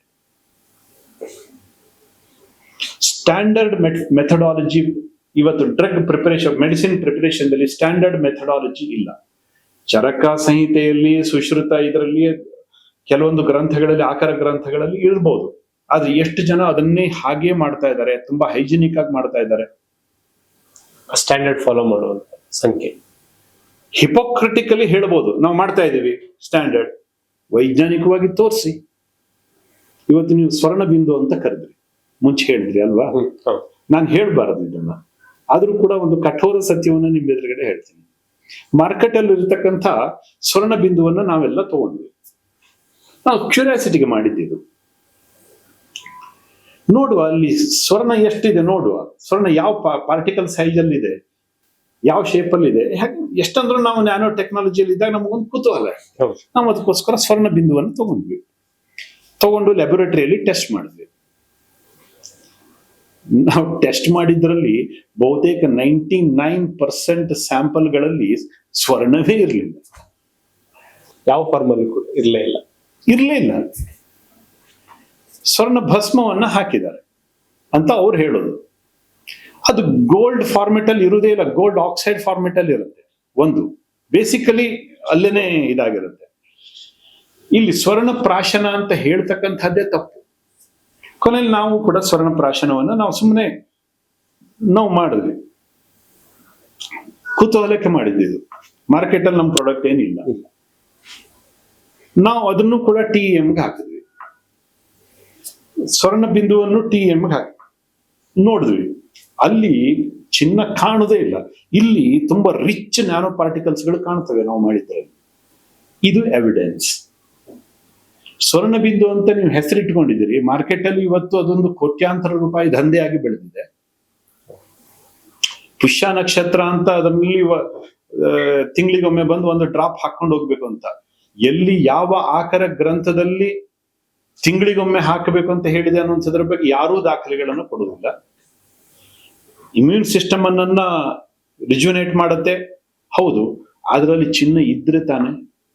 ಗೋಲ್ಡ್ ಸ್ವರ್ಣ ಏನಿದೆ ನಮ್ಮ ಇಮ್ಯೂನ್ ಸಿಸ್ಟಮ್ ಅನ್ನ ಯಾವ ರೀತಿ ಹೆಚ್ಚಿಸುತ್ತೆ ಅಂತ ಹೇಳೋ ಒಂದು ಕುತೂಹಲ ಸಾಮಾನ್ಯದಲ್ಲಿ. ವೈಜ್ಞಾನಿಕವಾಗಿ ನನಗೇನು ಅದರ ಬಗ್ಗೆ ಗೊತ್ತಿಲ್ಲ. Gold as A metal immune system ಅನ್ನ ಹೇಗೆ ಡೆವಲಪ್ ಮಾಡುತ್ತೆ ನಾನು ಅಧ್ಯಯನ ಮಾಡ್ಬೇಕಷ್ಟೇ. ಸಾಮಾನ್ಯವಾಗಿ ಈ ಮೆಟಲ್ಗಳನ್ನ ನಮ್ಮ ಪ್ರಿಪರೇಷನ್ ದಲ್ಲಿ ನಾವು ಬಳಸ್ತಾ ಇದ್ದಂಥದ್ದು ಕ್ಯಾರಿಯರ್ ಆಗಿ. ಈ ಭಸ್ಮಗಳನ್ನು ಕೂಡ ನಾವು ಔಷಧಿಯನ್ನಾಗಿ ಎಲ್ಲೂ ಬಳಸ್ತಾ ಇರ್ಲಿಲ್ಲ. ಅದನ್ನ ಬೇರೆ ಬೇರೆ ಔಷಧಿಗೋಸ್ಕರ ಕ್ಯಾರಿಯರ್ ಆಗಿ ಬಳಸ್ತಾ ಇದ್ವಿ, ಎಫಿಕಸಿ ಜಾಸ್ತಿ ಆಗುತ್ತೆ ಅನ್ನುವಂಥ ದೃಷ್ಟಿಯಿಂದ ಬಳಸ್ತಾ ಇದ್ವಿ. ಹಾಗೇನೆ ಇವತ್ತು ನಾವು ನ್ಯಾನೋ ಪಾರ್ಟಿಕಲ್ ಅನ್ನು ಕೂಡ ಬಳಸ್ತಾ ಇರತಕ್ಕಂಥದ್ದು not as a therapeutic molecule. Yes, of course, ಅದನ್ನ ಇನ್ನೊಮ್ಮೆ ನಾನು ಹೇಳ್ತೀನಿ. ಆದ್ರೆ ಇದನ್ನ ಕ್ಯಾರಿಯರ್ ಆಗಿ ನಾವು ಬಳಸ್ತೀವಿ. ನಮ್ಮ ಫೈಟೋಕೆಮಿಕಲ್ ಏನ್ ಲೋಡ್ ಇರುತ್ತೆ ಅದನ್ನ ಕ್ಯಾರಿ ಮಾಡಬೇಕು ಬಾಡಿ ಒಳಗಡೆ. ಟಾರ್ಗೆಟ್ ರೀಚ್ ಆಗಬೇಕು. ಟಾರ್ಗೆಟ್ ರೀಚ್ ಆಗೋ ತನಕ ತುಂಬಾ ಸ್ಟೇಬಲ್ ಆಗಿರ್ಬೇಕು. ನಾವು ಒಂದು ಮಾಲಿಕ್ಯೂಲ್ ಅನ್ನ ಡೆವಲಪ್ ಮಾಡಿ ಅದನ್ನ ಒಂದು ಮೆಡಿಸಿನ್ ಅಂತ ನಾವು ಕನ್ವರ್ಟ್ ಹೇಳ್ಬೇಕಾದ್ರೆ ಅದಕ್ಕೆ ಒಂದಿಷ್ಟು ಪ್ರೊಸೆಸ್ ಇದೆ. ಅದಕ್ಕೆ ಸ್ಟಾರ್ಟಿಂಗ್ ನಲ್ಲಿ ಆ ಮಾಲಿಕ್ಯೂಲ್ ಆ ಟಾಕ್ಸಿಸಿಟಿಯನ್ನು ಸ್ಟಡಿ ಮಾಡ್ತೀವಿ. ಸೆಲ್ ಲೈನ್ ಟಾಕ್ಸಿಸಿಟಿ, ಅದರದ್ದು ಹೇಗೆ, ಅದರದ್ದು ನೇಚರ್ ಏನು, ಅದನ್ನೆಲ್ಲ ಟೆಸ್ಟ್ ಮಾಡ್ತೀವಿ. ಆಮೇಲೆ small animal, big animal trial ಆಗುತ್ತೆ. ಅಷ್ಟರ ನಂತರದಲ್ಲಿ ಫಾರ್ಮಕೋ ಕನೆಟಿಕ್ ಮತ್ತು ಡೈನಮಿಕ್ ಸ್ಟಡಿ ಮಾಡ್ತೀವಿ. ಆಮೇಲೆ ಬಯೋ ಅವೈಲಬಿಲಿಟಿ ಸ್ಟಡಿ ಮಾಡ್ತೀವಿ, ಬಯೋ ಸ್ಟೆಬಿಲಿಟಿ ಸ್ಟಡಿ ಮಾಡ್ತೀವಿ, ಪಾಥ್ವೇ ಸ್ಟಡಿ ಮಾಡ್ತೀವಿ. ಅಂದ್ರೆ ಒಂದು ಮಾಲಿಕ್ಯೂಲ್ ಟಾರ್ಗೆಟ್ ಅನ್ನ ಹೇಗೆ ರೀಚ್ ಆಗಿದೆ, ಕ್ಯಾನ್ಸರ್ ಸೆಲ್ ಅನ್ನ ಹೇಗೆ ರೀಚ್ ಆಗುತ್ತೆ, ಅಲ್ಲಿ ಅಪೋಪ್ಟೋಸಿಸ್ ಆಗ್ತದೋ ನೆಕ್ರೋಸಿಸ್ ಆಗ್ತದೋ, ಇದನ್ನೆಲ್ಲ ನಾವು ಸ್ಟಡಿ ಮಾಡ್ತೀವಿ. ಹೇಗೆ ಅದು ಆ ಕ್ಯಾನ್ಸರ್ ಸೆಲ್ ಅನ್ನ ಡಿಸ್ಟ್ರಾಯ್ ಮಾಡುತ್ತೆ, ಅದ್ರ ಒಳಗಡೆ ಹೋಗುತ್ತೆ, ಆಕ್ಸಿಡೇಟಿವ್ ಸ್ಟ್ರೆಸ್ ಅನ್ನ ಕ್ರಿಯೇಟ್ ಮಾಡುತ್ತೆ, DNA RNA ಆ ಸೆಲ್ ವಾಲ್ ಅನ್ನ ಡಿಸ್ಟ್ರಾಯ್ ಮಾಡುತ್ತೆ, DNA RNA ಡಿಸ್ಟ್ರಾಯ್ ಮಾಡುತ್ತೆ. ಅದು ಹೇಗ್ ಮಾಡುತ್ತೆ? ನಾನು ಕತೆ ಹೇಳಿದ್ರೆ ಯಾರೂ ನಂಬೋದಿಲ್ಲ. ಹೌದು, ಪ್ರೂಫ್ ಕೊಡ್ಬೇಕು. ಹಾ, ಅದಕ್ಕೆ ಪ್ರೂಫ್ ಕೊಡ್ಬೇಕಾಗತ್ತೆ. ಆ ಪ್ರೂಫ್ ಅನ್ನ ಕ್ರಿಯೇಟ್ ಮಾಡ್ತೀವಿ, ಸೈಂಟಿಫಿಕಲಿ ಕ್ರಿಯೇಟ್ ಮಾಡ್ತೀವಿ. ನೋಡಿ, ಸೆಲ್ ಹೋದಾಗ, ಸೆಲ್ ಒಳಗಡೆ ಪೆನಿಟ್ರೇಟ್ ಆದಾಗ ನಮ್ಮ ಮಾಲಿಕ್ಯೂಲ್ ಹೇಗೆ ಇದ್ರ ಒಳಗಡೆ ಇರತಕ್ಕಂಥ ಡ್ರಗ್ ಅನ್ನ ಸ್ಲೋ ಆಗಿ ರಿಲೀಸ್ ಮಾಡುತ್ತೆ ಸೆಲ್ಯುಲರ್ ಲೆವೆಲ್ ಅಲ್ಲಿ. ಇದು ಕೆಮಿಕಲ್ ರಿಯಾಕ್ಷನ್ ಅನ್ನ ಹೇಗೆ ಕ್ರಿಯೇಟ್ ಇದಾಗತ್ತೆ, ಅಲ್ಲಿಯ local environment, cell inside the cell, ಅದು ಎನ್ವಿರಾನ್ಮೆಂಟ್ ಹೇಗೆ ಚೇಂಜ್ ಆಗುತ್ತೆ, ಇದೆಲ್ಲದನ್ನು ಸೈಂಟಿಫಿಕ್ ಆಗಿ ನಾವು ರೆಕಾರ್ಡ್ ಮಾಡ್ತಾ ಬರ್ತೀವಿ. ಆ ಸೆಲ್ ರಿಪೇರಿಂಗ್ ಹೇಗಾಗುತ್ತೆ ಅಂತ. ಒಂದು, ನಿಮಗೆ ಬೇಡದೇ ಇರತಕ್ಕಂಥ ಸೆಲ್ ಡಿಸ್ಟ್ರಾಯ್ ಆಗ್ಬೇಕು. ಹೌದು. ಎರಡನೇದು, ಒಳ್ಳೆ ಸೆಲ್ ಸ್ಟ್ರೆಂಥನ್ ಆಗ್ಬೇಕು, ಅದು ಇಮ್ಯುನಿಟಿ. ಹೌದು. ಕ್ಯಾನ್ಸರ್ದಲ್ಲಿ ನೀವು ಕಿಮೋ ಕೊಡ್ತಾರೆ, ಕಿಮೋ ಕೊಟ್ಟಾಗ ಏನಾಗುತ್ತೆ? ಸೆಲ್ ಡಿಸ್ಟ್ರಕ್ಷನ್ಸ್ ಆಗುತ್ತೆ. ಒಂದು, ಕ್ಯಾನ್ಸರ್ ಸೆಲ್ ಡಿಸ್ಟ್ರಾಯ್ ಆಗುತ್ತೆ, ಸರಿ. ಆದ್ರೆ ಅದ್ರ ಜೊತೆಗೆ ಪಕ್ಕದಲ್ಲಿರ್ತಕ್ಕಂಥ ಒಳ್ಳೆ ಸೆಲ್ ಏನಿದೆ ಅದು ಸತ್ತೋಗುತ್ತೆ, ಅದನ್ನು ಕೊಂಡ್ಬಿಡತ್ತೆ. ಅದು ಅಕ್ಕಪಕ್ಕ ಇರುವಂತದ್ದು, ಅಕ್ಕಪಕ್ಕದಲ್ಲಿರ್ತಕ್ಕಂಥ ಸೆಲ್ ಅನ್ನು ಕೂಡ ಡ್ಯಾಮೇಜ್ ಮಾಡ್ಬಿಡುತ್ತೆ. ದಾರಿಯಲ್ಲಿ ಏನಿರ್ತದೋ ಅಷ್ಟನ್ನು ಡಿಸ್ಟ್ರಾಯ್ ಮಾಡ್ಬಿಡುತ್ತೆ. ಇದು ಸಿಸ್ಪ್ಲಾಟಿನ್ ಇರಲಿ ಅಥವಾ ಬಾಕಿ ಉಳಿದಂತ ಯಾವ್ದು ಎಲ್ಲ ಕಿಮೋ ಏಜೆಂಟ್ಗಳು ಮೆಟಲ್ ಬೇಸ್ಡ್. ಇದರಲ್ಲಿ ಇದ್ರ ಪರಿಣಾಮವಾಗಿ ಏನಾಗುತ್ತೆ? ಮನುಷ್ಯನ ಇಮ್ಯುನಿಟಿ ಡೌನ್ ಆಗುತ್ತೆ. ಬರೀ ಕ್ಯಾನ್ಸರ್ ಸೆಲ್ ಮಾತ್ರ ಸತ್ತಿದ್ರೆ ಅವನಿಗೇನೂ ತೊಂದರೆ ಆಗ್ತಿರ್ಲಿಲ್ಲ, ಅದ್ರ ಜೊತೆಗೆ ಒಳ್ಳೆ ಸೆಲ್ಗಳು ಸಾಯ್ತವೆ, ಅದಕ್ಕೋಸ್ಕರ ಇಮ್ಯುನಿಟಿ ಡೌನ್ ಆಗುತ್ತೆ. ನೀವು ಕಿಮೋ ತಗೊಂಡ ನಂತರದಲ್ಲಿ ಇದಕ್ಕಿರಂತೆ ಅವನಿಗೆ ಊಟ ಸೇರುವುದಿಲ್ಲ, ತುಂಬಾ ವೀಕ್ ಆಗ್ತಾನೆ, ತಲೆ ಕೂದಲು ಉದುರುತ್ತೆ, ಮಾತಾಡ್ಲಿಕ್ಕೆ ಸರಿ ಆಗುದಿಲ್ಲ, ಒಂದ್ ರೀತಿ ಇಡೀ ಮೈ ಕೈ ಎಲ್ಲ ಉರಿದಾಗತ್ತೆ. ಇದೆಲ್ಲ ಯಾಕಾಗತ್ತೆ? ಇಮ್ಯುನಿಟಿ ಟೋಟಲಿ ಡೌನ್ ಆಗುತ್ತೆ. ಆ ಮಾಲಿಕ್ಯೂಲ್ ಬಾಡಿಯಿಂದ ಪೂರ ಹೊರಗಡೆ ಹೋಗೋ ತನಕನು ಅವನು ಒಂದ್ ರೀತಿ ವೇದನೆಯನ್ನು ಅನುಭವಿಸ್ತಾನೆ, ಸಿಕ್ಕಾಪಟ್ಟೆ ವೇದನೆಯನ್ನು ಅನುಭವಿಸ್ತಾನೆ. ಅದೊಂದು ಡಿಸಾಸ್ಟ್ರಸ್ ಟೈಮ್. ಹಾಗೆಂತ ಕಿಮೋ ಕೊಟ್ಟ ನಂತರದಲ್ಲಿ ಇಮ್ಯುನಿಟಿ ಅಪ್ ಆಗ್ತದ, ಅಂದ್ರೆ ಇಮ್ಯುನಿಟಿ ಇಂಪ್ರೂವ್ ಆಗ್ತದ? ಸುಲಭದಲ್ಲಿ ಸಾಧ್ಯ ಇಲ್ಲ. ಅಷ್ಟರ ಮಟ್ಟಿಗೆ ಅದು ಡಿಸ್ಟ್ರಾಯ್ ಮಾಡಿರುತ್ತೆ, ನಮ್ಮ ಶರೀರದ ಇಮ್ಯೂನ್ ಸಿಸ್ಟಮ್ ಅನ್ನು ಡಿಸ್ಟ್ರಾಯ್ ಮಾಡಿರುತ್ತೆ. ನಾವು NF ಕಬಾಬಿ ಪಾಥ್ವೆ ಅಂತ ಕರಿತೀವಿ. ಟೋಟಲಿ ಅದು ರಿವರ್ಸ್ ಆಗ್ಬಿಡುತ್ತೆ. ಯಾವ ಮೈಕ್ರೋಫಾಜಸ್ ಆಂಟಿ ಕ್ಯಾನ್ಸರ್ ಆಗಿ ಕೆಲಸ ಮಾಡಬೇಕಿತ್ತು, ಅದು ಪ್ರೋ ಕ್ಯಾನ್ಸರ್ ಆಗಿ ಕೆಲಸ ಮಾಡ್ಲಿಕ್ಕೆ ಶುರು ಮಾಡುತ್ತೆ. ಪ್ರೋ ಕ್ಯಾನ್ಸರ್ ಆಗಿರ್ತಕ್ಕಂಥದ್ದು ಪ್ರೋ ಕ್ಯಾನ್ಸರ್ ಆಗಿ ಇದು ಮಾಡತಕ್ಕಂಥದ್ದು ಮತ್ತೊಂದಿಷ್ಟು ಇಮ್ಯೂನ್ ಅದ್ರದ್ದು ಆಕ್ಟಿವಿಟಿ ಜೋರಾಗುತ್ತೆ. ಆಂಟಿ ಕ್ಯಾನ್ಸರ್ ಏನ್ ಇದು ಮಾಡ್ಬೇಕಿತ್ತು ಅದು ಪ್ರೋ ಕ್ಯಾನ್ಸರ್ ಆಗಿ ಕೆಲಸ ಮಾಡ್ಲಿಕ್ಕೆ ಶುರು ಮಾಡ್ಬಿಡುತ್ತೆ. ಜೊತೆಯಲ್ಲಿ ಬಾಕಿ ಉಳಿದಿರತಕ್ಕಂಥದ್ದು ಸಪ್ರೆಸ್ ಆಗ್ಬಿಡುತ್ತೆ. ಅದಕ್ಕೋಸ್ಕರ ಕಿಮೋಥೆರಪಿಯನ್ನು ನಾವು ಇಮ್ಯುನೋ ಸಪ್ರೆಸಿವ್ ಟ್ರೀಟ್ಮೆಂಟ್ ಮಾಡೆಲ್ ಅಂತ ಕರಿತೀವಿ. ಇಮ್ಯುನೋ ಬೂಸ್ಟಿಂಗ್ ಅಂತಂದ್ರೆ ಏನು? Immunity. What is that immunity? ನೀವು ಎಲ್ಲದಕ್ಕೂ ಸೈನ್ಸ್ ನಲ್ಲಿ ನೀವು ಡೆಫಿನೇಷನ್ ಕೊಡ್ಬೇಕು. ಇಮ್ಯುನಿಟಿ ಅಂತಂದ್ರೆ ಒಟ್ಟು ಒಂದು ಫುಟ್ಬಾಲ್ ಓದ್ದಂಗೆ ಅಲ್ಲಿದೆ. ಬಾಡಿಯಲ್ಲಿ ಬಯೋಮಾರ್ಕರ್ಸ್ ಇದಾವೆ, ಬೇರೆ ಇನ್ಫ್ಲಮೇಷನ್ ಬಯೋಮಾರ್ಕರ್ಸ್ ಬೇರೆ, NK2 ಸೆಲ್ ಅಲ್ಲ, ಅದು T ಸೆಲ್, ಅದೆಲ್ಲ ಬೇರೆ ಇರುತ್ತೆ. ಸಾಮಾನ್ಯವಾಗಿ ಈ ಇಮ್ಯುನಿಟಿ ಎಲ್ಲಿ ಸ್ಟ್ರಾಂಗ್ ಇರುತ್ತೆ, ಎಲ್ಲಿ IL-12 ಜಾಸ್ತಿ ಇರ್ತದೋ ಅಲ್ಲಿ ಇಮ್ಯುನಿಟಿ ಸ್ಟ್ರಾಂಗ್ ಇರುತ್ತೆ. ಅಲ್ಲಿ parameter the balance in between IL-12 and then IL-10, IL-12 and then IL-6 and then TNF alpha ಮತ್ತು IFN ಗಾಮಾ, ಹೀಗೆ ಬೇರೆ ಬಯೋಮಾರ್ಕರ್, ಇದ್ರದ್ದು ಬ್ಯಾಲೆನ್ಸ್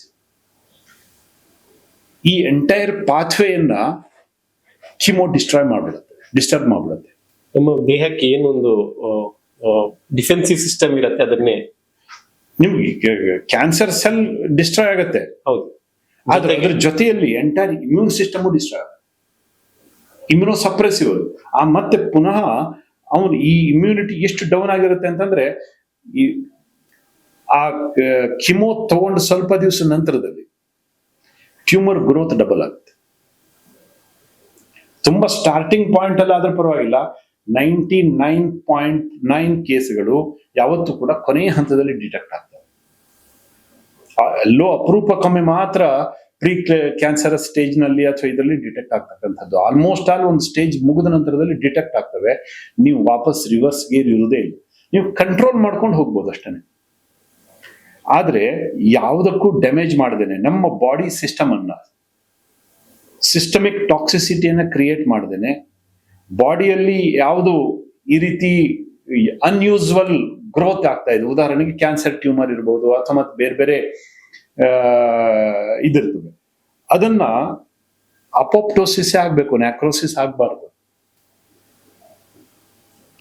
ನ್ಯಾಕ್ರೋಸಿಸ್ ಅಂದ್ರೆ ಏನು, ಅಪೋಪ್ಟೋಸಿಸ್ ಅಂದ್ರೆ ಏನು, ಮೆಡಿಕಲಿ ಅದಕ್ಕೆ ತುಂಬಾ ಮೆಡಿಕಲ್ ಲ್ಯಾಂಗ್ವೇಜ್ ಅಲ್ಲಿ ತುಂಬಾ ದೊಡ್ಡ ಡೆಫಿನೇಷನ್ ಇದೆ.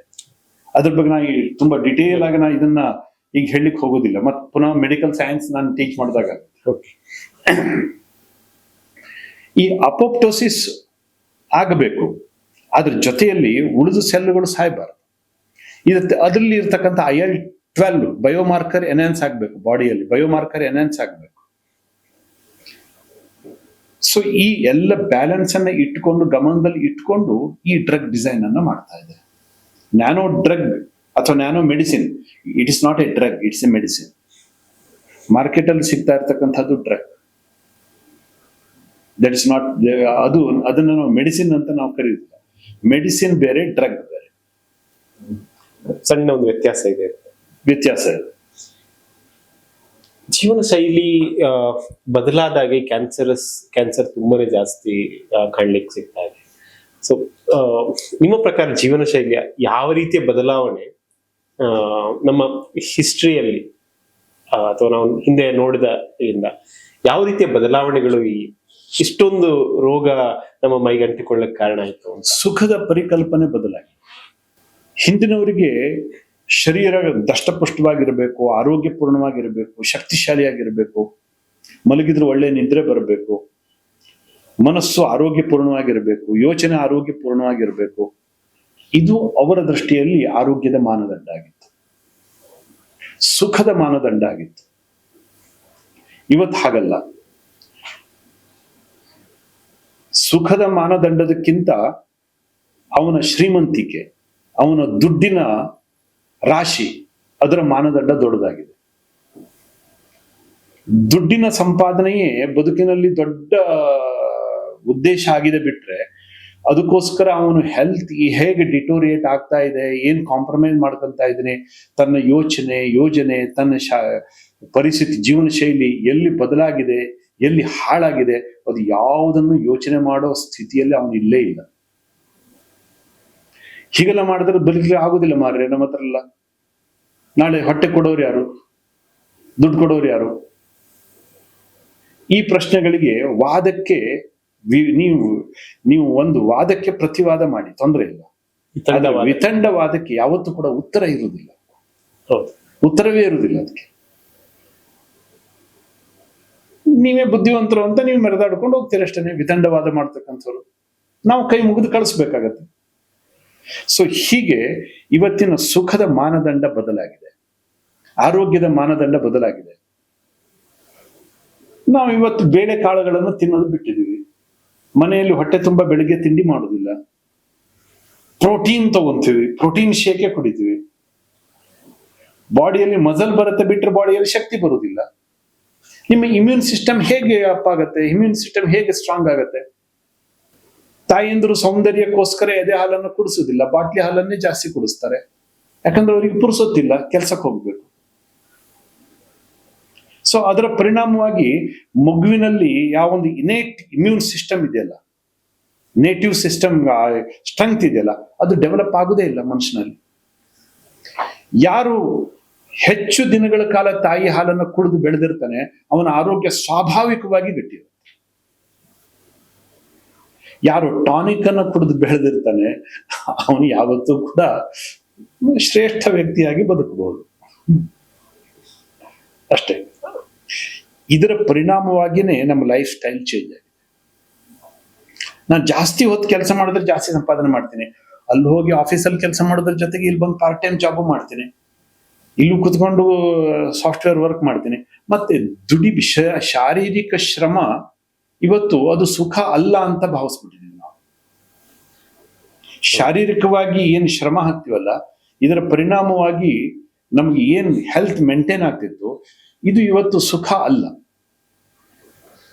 ಆರಾಮಾಗಿ ಮಲ್ಕೊಂಡಿರ್ಬೇಕು, ಟಿವಿ ನೋಡ್ತಾ ಇರ್ಬೇಕು, ಕಾಲ್ ಮೇಲೆ ಕಾಲ್ ಹಾಕೊಂಡು ಕುತ್ಕೋಬೇಕು, ಬೇಕಾದಷ್ಟು ಶಾಪಿಂಗ್ ಮಾಡಬೇಕು, ದುಡ್ಡು ಕೈಯಲ್ಲಿ ಇರಬೇಕು, ಇದೇ ಸುಖದ ಜೀವನ ಅಂತ ಆಗ್ತದೆ. ಇದು ನರಕದ ಜೀವನ ಇದು. ನೀವೀಗ ಹೇಳಿದಾಗೆ ನೀವು 6 ಬಾರಿ ಸಂಸದರಾಗಿದ್ದಂಥವ್ರು, ರಾಜಕೀಯ ಅಧಿಕಾರ, ಒಂದು ಬಾರಿ ಮಂತ್ರಿ ಆಗಿದ್ದಂಥವ್ರು. ಈ ಒಂದು ಶಿಫ್ಟ್ ಹೆಂಗಾಯ್ತು ನಿಮ್ಗೆ? ಈ ಒಂದು ಶಿಫ್ಟ್ ಅಲ್ಲಿ ಯಾವ ರೀತಿಯ ವ್ಯತ್ಯಾಸಗಳನ್ನಿಸ್ತು ಅಂತ? ನಾನು ಪ್ರತಿಯೊಂದು ಕ್ಷಣವನ್ನು ಕೂಡ ತೂಕ ಮಾಡ್ತೀನಿ. ಪ್ರತಿಯೊಂದು ಕ್ಷಣವನ್ನು ಕೂಡ ತೂಕ ಮಾಡ್ತೀನಿ. ಮಾತನ್ನು ಕೂಡ ತೂಕ ಮಾಡೇ ಮಾತಾಡ್ತೀನಿ. ನಾನು ಏನೇನೋ ಹೇಳಿಲ್ಲ. ನಾನು ಹೇಳಿದ್ದನ್ನು ಅಪಾರ್ಥ ಮಾಡಿರ್ತಕ್ಕಂಥವ್ರು ತುಂಬಾ ಜನ ಇದ್ದಾರೆ. ಏನಾದ್ರು ಮಾಡ್ಕೊಂಡು ಹೋಗ್ಲಿ, ಅದು ಅವರ ಹಣೆ ಬರ.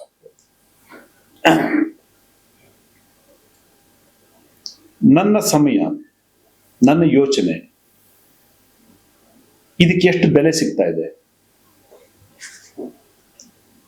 ಅದರದ ಮೌಲ್ಯ ಏನು, ಇದು ಕೆಲವೊಂದ್ಸರಿ ತಪ್ಪು ಅಂತ ಅನ್ಸ್ಬಿಡ್ಬೋದು. ಆದ್ರೆ ನನ್ನ ಜೀವನ ಸಾವಿರಾರು ವರ್ಷಗಳದ್ದಲ್ಲ. ನನಗೊಂದು ಲಿಮಿಟೆಡ್ ಲೈಫ್ ಇದೆ. ನನ್ನ ಪ್ರೊಡಕ್ಟಿವ್ ಲೈಫ್ ಸ್ಪ್ಯಾನ್ ಅಂತಂದ್ರೆ ಒಂದು 20 ರಿಂದ 30 ವರ್ಷ ಅಷ್ಟೇನೆ. ಮುಂಚೆ ಹೇಗೆ ಕಳೆದೆ ಅಂತ, 20 ವರ್ಷಕ್ಕಿಂತ ಮುಂಚೆ ನಾನು ಹೇಗೆ ಕಳೆದೆ ಅಂತ ನನಗೂ ಗೊತ್ತಿಲ್ಲ, ನಿಮಗೂ ಗೊತ್ತಿಲ್ಲ. ಒಟ್ಟು ಹುಡುಗಾಟಿಕೆಯಲ್ಲಿ ಕಳೆದೋಗಿದೆ. ಆಮೇಲೆ 50 ವರ್ಷದ ನಂತರದಲ್ಲಿ ಈ ಬದುಕು ಸಾಕು ಅಂತ ಅನಿಸ್ಲಿಕ್ಕೆ ಶುರು ಆಗುತ್ತೆ. 20 ರಿಂದ 50 ವರ್ಷದ ತನಕ ಮಾತ್ರ ನೀವು ಏನಾದ್ರು ಸಾಧನೆ ಮಾಡಬಹುದಾಗಿರ್ತಕ್ಕಂಥ ಸಮಯ. ನೀವು ಸಾಧನೆ ಮಾಡಿದಿದ್ರೆ ಅದರಲ್ಲಿ ಸ್ವಲ್ಪ ದಿವಸ ಮುಂದೆ ಹೋಗ್ಬೋದು, ಮತ್ತೊಂದು 10 ವರ್ಷ ಮುಂದೆ ಹೋಗ್ಬೋದು.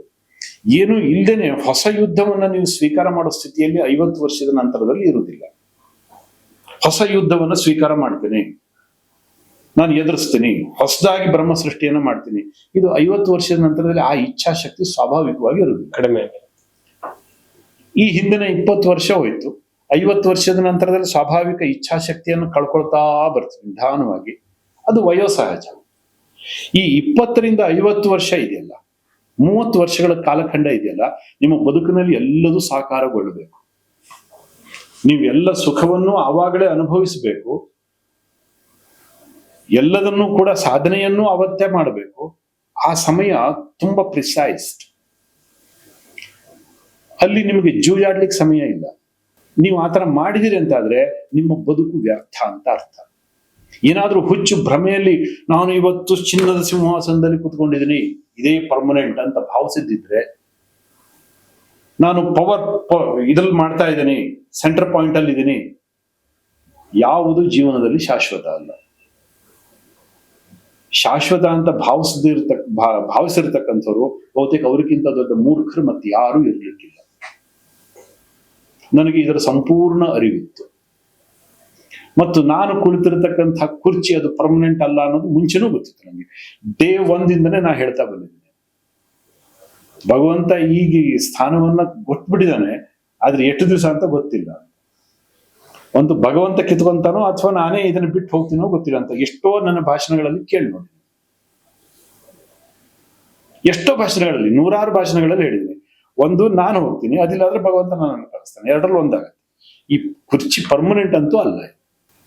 ಆ ಸಮಯಕ್ಕೆ ಕೊಡಬೇಕಾಗಿರ್ತಕ್ಕಂಥ ಬೆಲೆ ಮತ್ತು ನಮ್ಮ ಶ್ರಮಕ್ಕೆ ಕೊಡಬೇಕಾಗಿರ್ತಕ್ಕಂಥ ಬೆಲೆ ಅದು ಸರಿಯಾಗಿ ಸಿಗದೆ ಇದ್ರೆ ಮನಸ್ಸಿಗೆ ವ್ಯಥೆ ಆಗುತ್ತೆ. ನನ್ನ ಬದುಕು ವ್ಯರ್ಥ ಅಂತ ಅನ್ಸತ್ತೆ. ಮುಂದಿನ ಜನ್ಮ ಇದೆಯೋ ಇಲ್ಲೋ ಗೊತ್ತಿಲ್ಲ ನನಗೆ. ಇದೆ ಅಂತ ನನ್ನ ಪರಂಪರೆ ಹೇಳುತ್ತೆ ಅಷ್ಟೇ. ಅದು ಯಾವ ಜನ್ಮವೋ ಗೊತ್ತಿಲ್ಲ.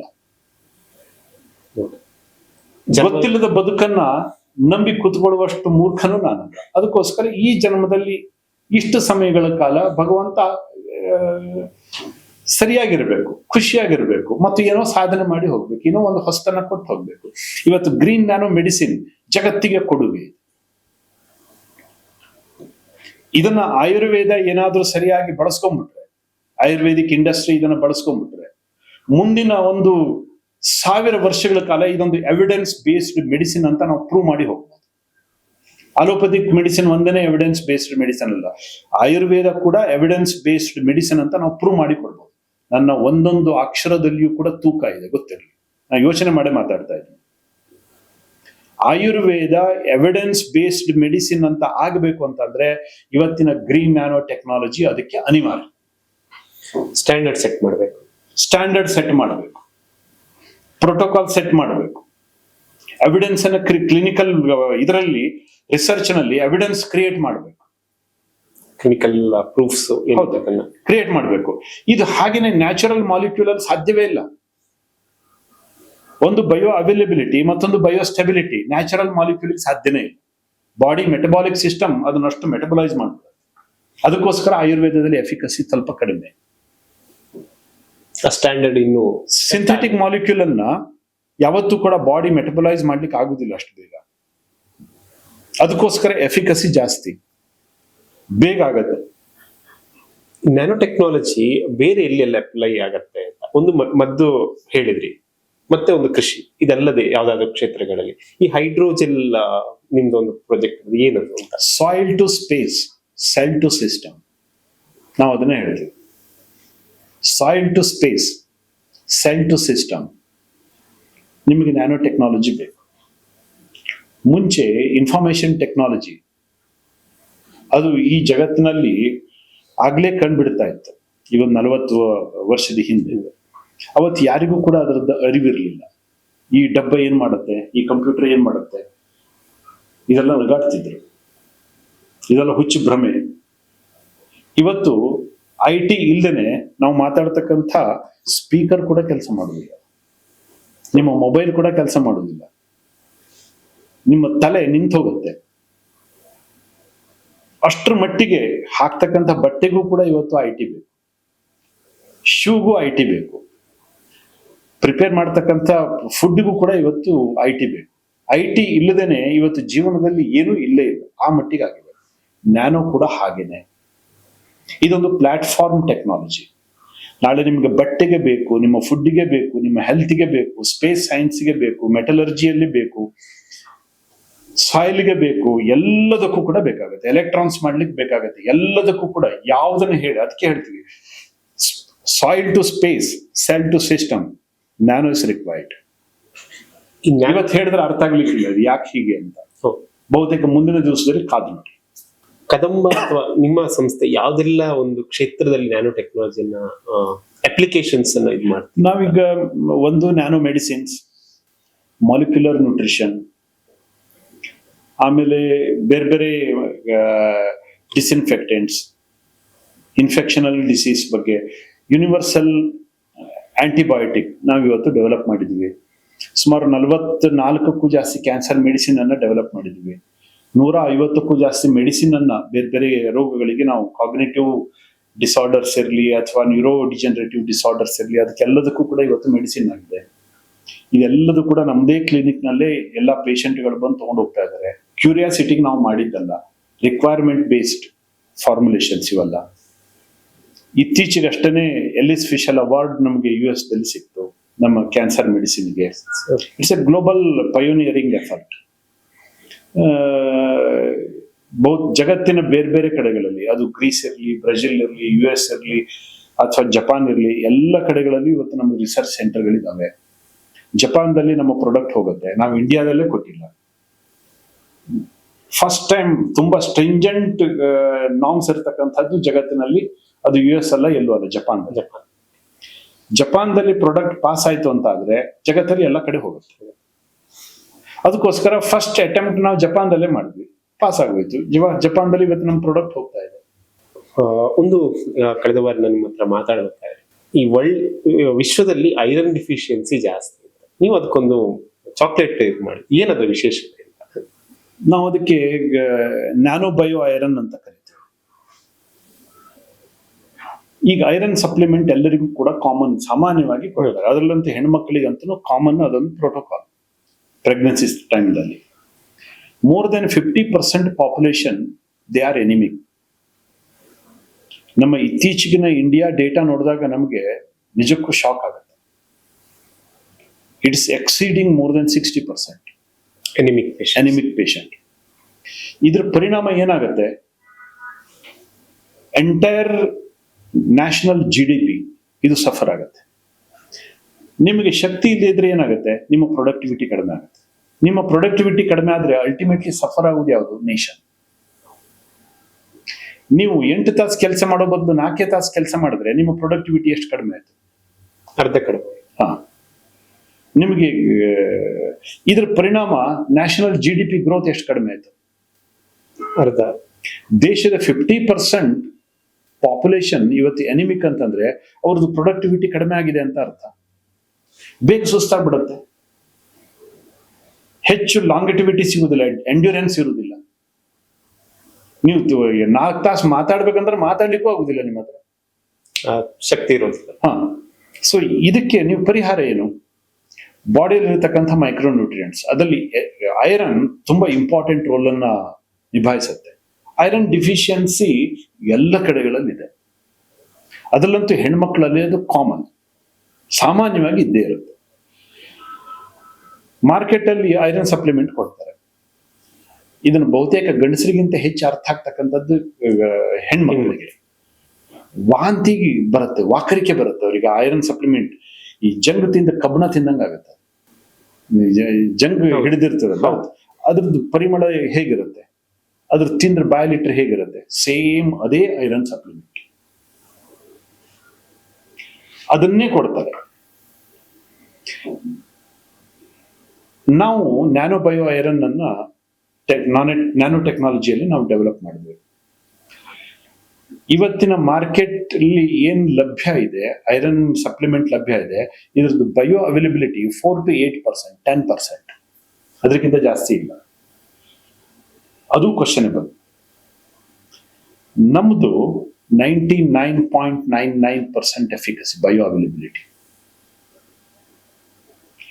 ನಮ್ಮ ಗೌರ್ಮೆಂಟ್ ಆಫ್ ಇಂಡಿಯಾದ IITR, Indian institute of toxicology research, ಅವರೇ ಎಲ್ಲ ಈಗ ರಿಸರ್ಚ್ ಮಾಡ್ತಾ ಇದ್ದಾರೆ. CFTR ಇದವರು ರಿಸರ್ಚ್ ಮಾಡ್ತಾ ಇದ್ದಾರೆ. ಅಮೆರಿಕನ್ ಯೂನಿವರ್ಸಿಟಿ ಯುಬರ್ಲ್ಯಾಂಡ್, ಈಗ ಬ್ರೆಜಿಲ್ ಯೂನಿವರ್ಸಿಟಿ ಯುಬರ್ಲ್ಯಾಂಡಿಯಾ ಯೂನಿವರ್ಸಿಟಿ, ಅಮೆರಿಕಾದಲ್ಲಿ ಮಿಸೌರಿ ಯೂನಿವರ್ಸಿಟಿ, ಇವರೆಲ್ಲರೂ ಕೂಡ ಇವತ್ತು ರಿಪೋರ್ಟ್ ಕೊಟ್ಟಿದ್ದಾರೆ. One of the best molecule ಜಗತ್ತಲ್ಲಿ. ಈ ತರ ಮಾಲಿಕ್ಯೂಲ್ ಐರನ್ ಸಪ್ಲಿಮೆಂಟ್ ಯಾವತ್ತೂ ಕೂಡ ಎಲ್ಲೂ ಕೂಡ ಇಷ್ಟರವರೆಗೆ ಯಾರು ಇನ್ವೆಂಟ್ ಮಾಡಿಲ್ಲ ಅಂತ.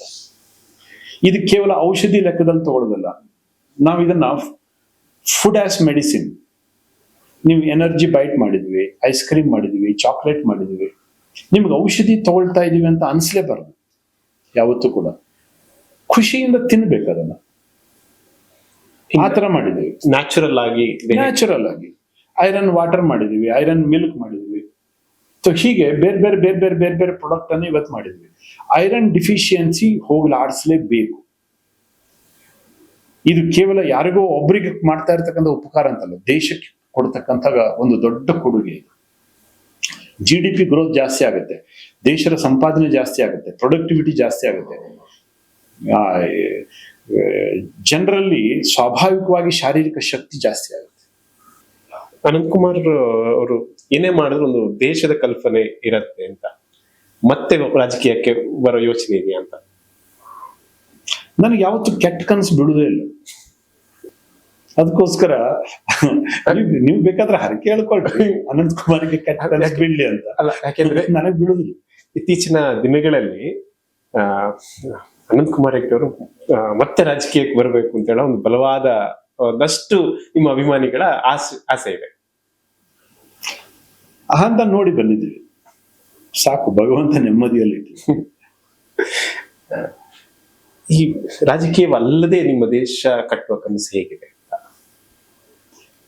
ಸರ್? ರಾಜಕಾರಣ ಒಂದೇ ದಾರಿ ಅಲ್ಲೇ ಅಲ್ಲ. ನಾನು ಅದಕ್ಕೆ ಕೇಳಿ, ರಾಜಕೀಯ ಅಲ್ಲದೆ ದೇಶ ಕಟ್ಟುವ ಕನಸು ಬೇಕಾದ. ಈಗ ಉದಾಹರಣೆಗೆ ನೋಡಿ, ಇವತ್ತಿನ ಐರನ್ ಮಾಲಿಕ್ಯೂಲ್ ಅನ್ನು ಇದು ಮಾಡಿದೀವಿ, ಗ್ರೀನ್ ನ್ಯಾನೋ ಮೆಡಿಸಿನ್, ಒಂದು ಹೊಸ ಕಲ್ಪನೆ, ಹೊಸ ಮೊಡ್ಯಾಲಿಟಿ. ಆಯುರ್ವೇದಕ್ಕೆ ಮುಂದಿನ ಒಂದು ಶತಮಾನಗಳ ಕಾಲ ಎವಿಡೆನ್ಸ್ ಬೇಸ್ಡ್ ಮೆಡಿಸಿನ್ ಅಂತ ಪ್ರೂವ್ ಮಾಡ್ಲಿಕ್ಕೆ ಒಂದು ಅವಕಾಶವನ್ನು ಇವತ್ತು ಮಾಡಿ ಕೊಡ್ತಾ ಇದೀವಿ. ಬಳಸ್ಕೋಬೇಕಷ್ಟೇ. ಆಯುರ್ವೇದಿಕ್ ಫೆಟರ್ನಿಟಿ ಅದನ್ನ ಬಳಸ್ಕೋಬೇಕು. ಇಲ್ಲ ಪೂರ್ವಾಗ್ರಹದಲ್ಲೇ ನಾವು ಮಾಡಿದ್ದೇ ಶ್ರೇಷ್ಠ ಅಂತ ಅನ್ಕೊಂಡ್ರೆ ನಮ್ಗೇನು ಅಭ್ಯಂತರ ಇಲ್ಲ. ನಮ್ಗೆ ಹೋಗೋ ದಾರಿ ನಮ್ಗಿದ್ದೇ ಇದೆ, ನಾವು ಹೋಗ್ತೀವಿ. ಆದ್ರೆ ಇದನ್ನ ಬಳಸ್ಕೊಂಡ್ರೆ ಮುಂದಿನ ದಿವಸಗಳಲ್ಲಿ ಇಡೀ ಜಗತ್ತಿನಲ್ಲಿ ಆಯುರ್ವೇದವನ್ನ ಸೆಂಟರ್ ಪಾಯಿಂಟ್ ತಂದಿಡ್ಬೋದು. ನಾವು ಯಾವುದನ್ನು ಆಲ್ಟ್ರೇಷನ್ ಮಾಡ್ತಾ ಇಲ್ಲ. ಆಯುರ್ವೇದದಲ್ಲಿ ಟೆಕ್ನಾಲಜಿಯನ್ನ ಎನ್ಹಾನ್ಸ್ ಮಾಡ್ತಾ ಇದೀವಿ, ಎಫಿಕಸಿಯನ್ನ ಎನ್ಹಾನ್ಸ್ ಮಾಡ್ತಾ ಇದೀವಿ, ಎವಿಡೆನ್ಸ್ ಅನ್ನ ಕ್ರಿಯೇಟ್ ಮಾಡ್ತಾ ಇದೀವಿ, ಅಷ್ಟೇ. ನಾವು ಫಾರ್ಮುಲೇಷನ್ ಎಲ್ಲೂ ಚೇಂಜ್ ಮಾಡ್ತಾ ಇಲ್ಲ, ಪದ್ಧತಿಯನ್ನು ಎಲ್ಲೂ ಚೇಂಜ್ ಮಾಡ್ತಾನೆ ಇಲ್ಲ. ಇವತ್ತು ನಮ್ಮ ನ್ಯಾನೋ ಕ್ಲಿನಿಕ್ ಕೂಡ ಅದೇನೆ, ಆಯುರ್ವೇದದಲ್ಲಿ ಏನ್ ಹಿಡಿದೆಯೋ ಅದೇ ಹರ್ಬ್ಸ್ ಅನ್ನೇ ನಾವು ಯೂಸ್ ಮಾಡ್ತೀವಿ. ಅದೇ ಗಿಡಮೂಲಿಕೆಗಳನ್ನೇ ಯೂಸ್ ಮಾಡ್ತೀವಿ, ಅದನ್ನೇ ನ್ಯಾನೋ ಕನ್ವರ್ಟ್ ಮಾಡಿದ್ವಿ ಅಷ್ಟೇ, ಮತ್ತೆ ಏನಿಲ್ಲ ಇಲ್ಲ. ಈ ಔಷಧಿಗಳು ಎಲ್ಲೆಲ್ಲ ಸಿಗ್ತಾ ಇದೆ ಈಗ ಭಾರತದಾದ್ಯಂತ, ಎಲ್ಲೆಲ್ಲ ಸಪ್ಲೈ ಇದೆ ಅಂತ? ಸರ್, ನಾವ್ ಎಲ್ಲೂ ಕೂಡ ಮಾರ್ಕೆಟ್ ಅಲ್ಲಿ ಇದನ್ನ ಕೊಟ್ಟೇ ಇಲ್ಲ, ಕೊಡುದು ಇಲ್ಲ. ಔಷಧಿ ಬೇಕು ಅಂತಂದ್ರೆ ನಮ್ಮ ಹತ್ರನೇ ಬರ್ಬೇಕು, ಬೇರೆ ಡಾಕ್ಟರ್ ಹತ್ರನೂ ಸಿಗೋದಿಲ್ಲ. ನಮ್ಮ ಅಫಿಲಿಯೇಟೆಡ್ ಸೆಂಟರ್ಗಳಲ್ಲಿ, ನಮ್ಮ ಫ್ರಾಂಚೈಸಿ ಸೆಂಟರ್ಗಳಲ್ಲಿ ಮಾತ್ರ ಅದು ಸಿಗುತ್ತೆ. ಈಗ ಸದ್ಯಕ್ಕೆ ಇರೋದು ಬೆಂಗಳೂರಿನಲ್ಲಿ ಒಂದೇನೆ. ಮುಂದಿನ ದಿವಸದಲ್ಲಿ ನೋಡ್ಬೇಕು ನಮ್ಮ ಬಿಸ್ನೆಸ್ ಪ್ಲಾನ್ ಹೇಗೆ ಡೆವಲಪ್ ಮಾಡಬೇಕು ಅನ್ನೋದು ಯೋಚನೆ ಮಾಡ್ತಾ ಇದ್ದೀವಿ. ಈಗ ನಿಮ್ಮ ಈ ಒಂದು ಕ್ಲಿನಿಕ್ ಏನಿದೆ ಇಲ್ಲಿ, ಅದರಲ್ಲಿ ಯಾವ ರೀತಿ ಎಲ್ಲ ಒಂದು ಸರ್ವಿಸಸ್ ಸಿಗತ್ತೆ, ಯಾವ ರೀತಿಯ ಟ್ರೀಟ್ಮೆಂಟ್ ಸಿಗತ್ತೆ? ಯೂಸುವಲ್ ಕ್ಲಿನಿಕ್ ಇದು, ಆಸ್ ಯೂಸುವಲ್.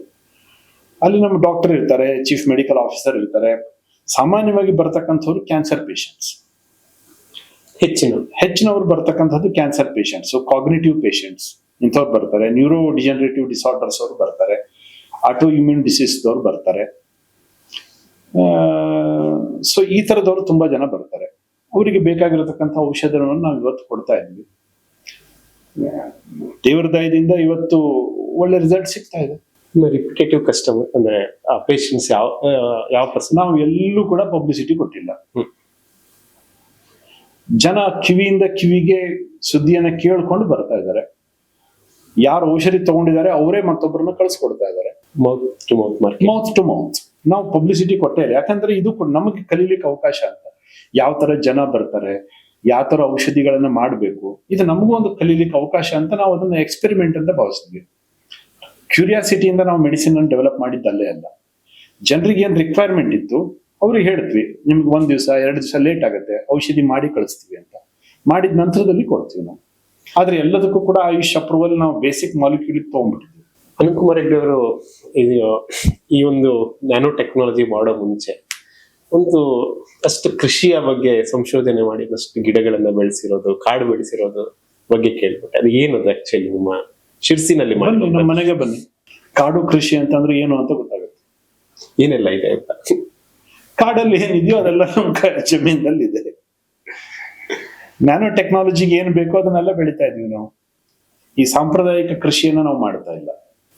ಅಡಿಕೆ ಕೃಷಿ, ತೆಂಗು ಕೃಷಿ, ಇದನ್ನು ಯಾವುದನ್ನು ಕೂಡ ನಾವು ಮಾಡ್ತಾ ಇಲ್ಲ. ನಮ್ಮ ನ್ಯಾನೋ ಟೆಕ್ನಾಲಜಿಗೆ ಏನ್ ಬೇಕೋ ಅದನ್ನ ನಾವು ಅಲ್ಲಿ ಬೆಳಿತಾ ಇದ್ವಿ. ಕಾಡಲ್ಲಿ ಏನಿದೆಯೋ ಅದೇ ನಮಗೆ ನ್ಯಾನೋ ಟೆಕ್ನಾಲಜಿಗೆ ಬೇಕು. ಕಾಡಲ್ಲಿ ಏನಿದೆಯೋ ನಮ್ಮ ಜಮೀನಲ್ಲೂ ಅದೇ ಇದೆ, ಮತ್ತೇನಿಲ್ಲ. ವಿಶೇಷವಾದಂತಹ ಯಾವ್ದಾವ ಸಸ್ಯಗಳು ಈಗ ಸಾಮಾನ್ಯ ಮನುಷ್ಯನಿಗೆ ಒಂದು ಹೇಳೋದಾದ್ರೆ ಟ್ರೇಡ್ ಸೀಕ್ರೆಟ್ ಅನ್ನ ಕೇಳಬೇಡಿ. ವೀಕ್ಷಕರೇ, ಇಷ್ಟೊತ್ತು ಹಲವಾರು ವಿಷಯಗಳ ಬಗ್ಗೆ, ರಾಜಕೀಯದ ಬಗ್ಗೆ, ಜೀವನದ ಬಗ್ಗೆ, ಸಿದ್ಧಾಂತದ ಬಗ್ಗೆ, ನ್ಯಾನೋ ಟೆಕ್ನಾಲಜಿ ಬಗ್ಗೆ ಹಲವಷ್ಟು ವಿಷಯಗಳನ್ನ ನಾವು ಅನಂತ್ ಕುಮಾರ್ ಹೆಗ್ಡೆ ಅವರ ಹತ್ರ ಮಾತಾಡಿದ್ವಿ. ಒಂದು ಅನಂತ್ ಕುಮಾರ್ ಹೆಗ್ಡೆ ಅವರು ಹಿಂದುತ್ವದ ಬಗ್ಗೆ ಅಥವಾ ರಾಜಕೀಯದ ಭಾಷಣಗಳನ್ನ ಹಲವಾರು ಬಾರಿ ಕೇಳಿದ್ದೀರಾ.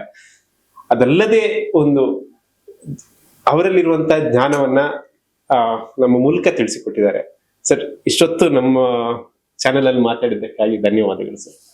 ಧನ್ಯವಾದ. ವೀಕ್ಷಕರೇ, ಇನ್ನೊಂದು ಬಾರಿ ಅವರನ್ನ ಮಾತಾಡ್ಸೋದಿದೆ, ಹಲವಾರು ವಿಷಯಗಳ ಬಗ್ಗೆ ಮಾತಾಡುವಂತದ್ದಿದೆ. ಇನ್ಸೈಟ್ ರಶ್ ಪಾಡ್ಕಾಸ್ಟ್ ಅನ್ನ ವೀಕ್ಷಿಸಿದ್ದಕ್ಕಾಗಿ ಧನ್ಯವಾದಗಳು. ನೋಡ್ತಾ ಇರಿ ಇನ್ಸೈಟ್ ರಶ್.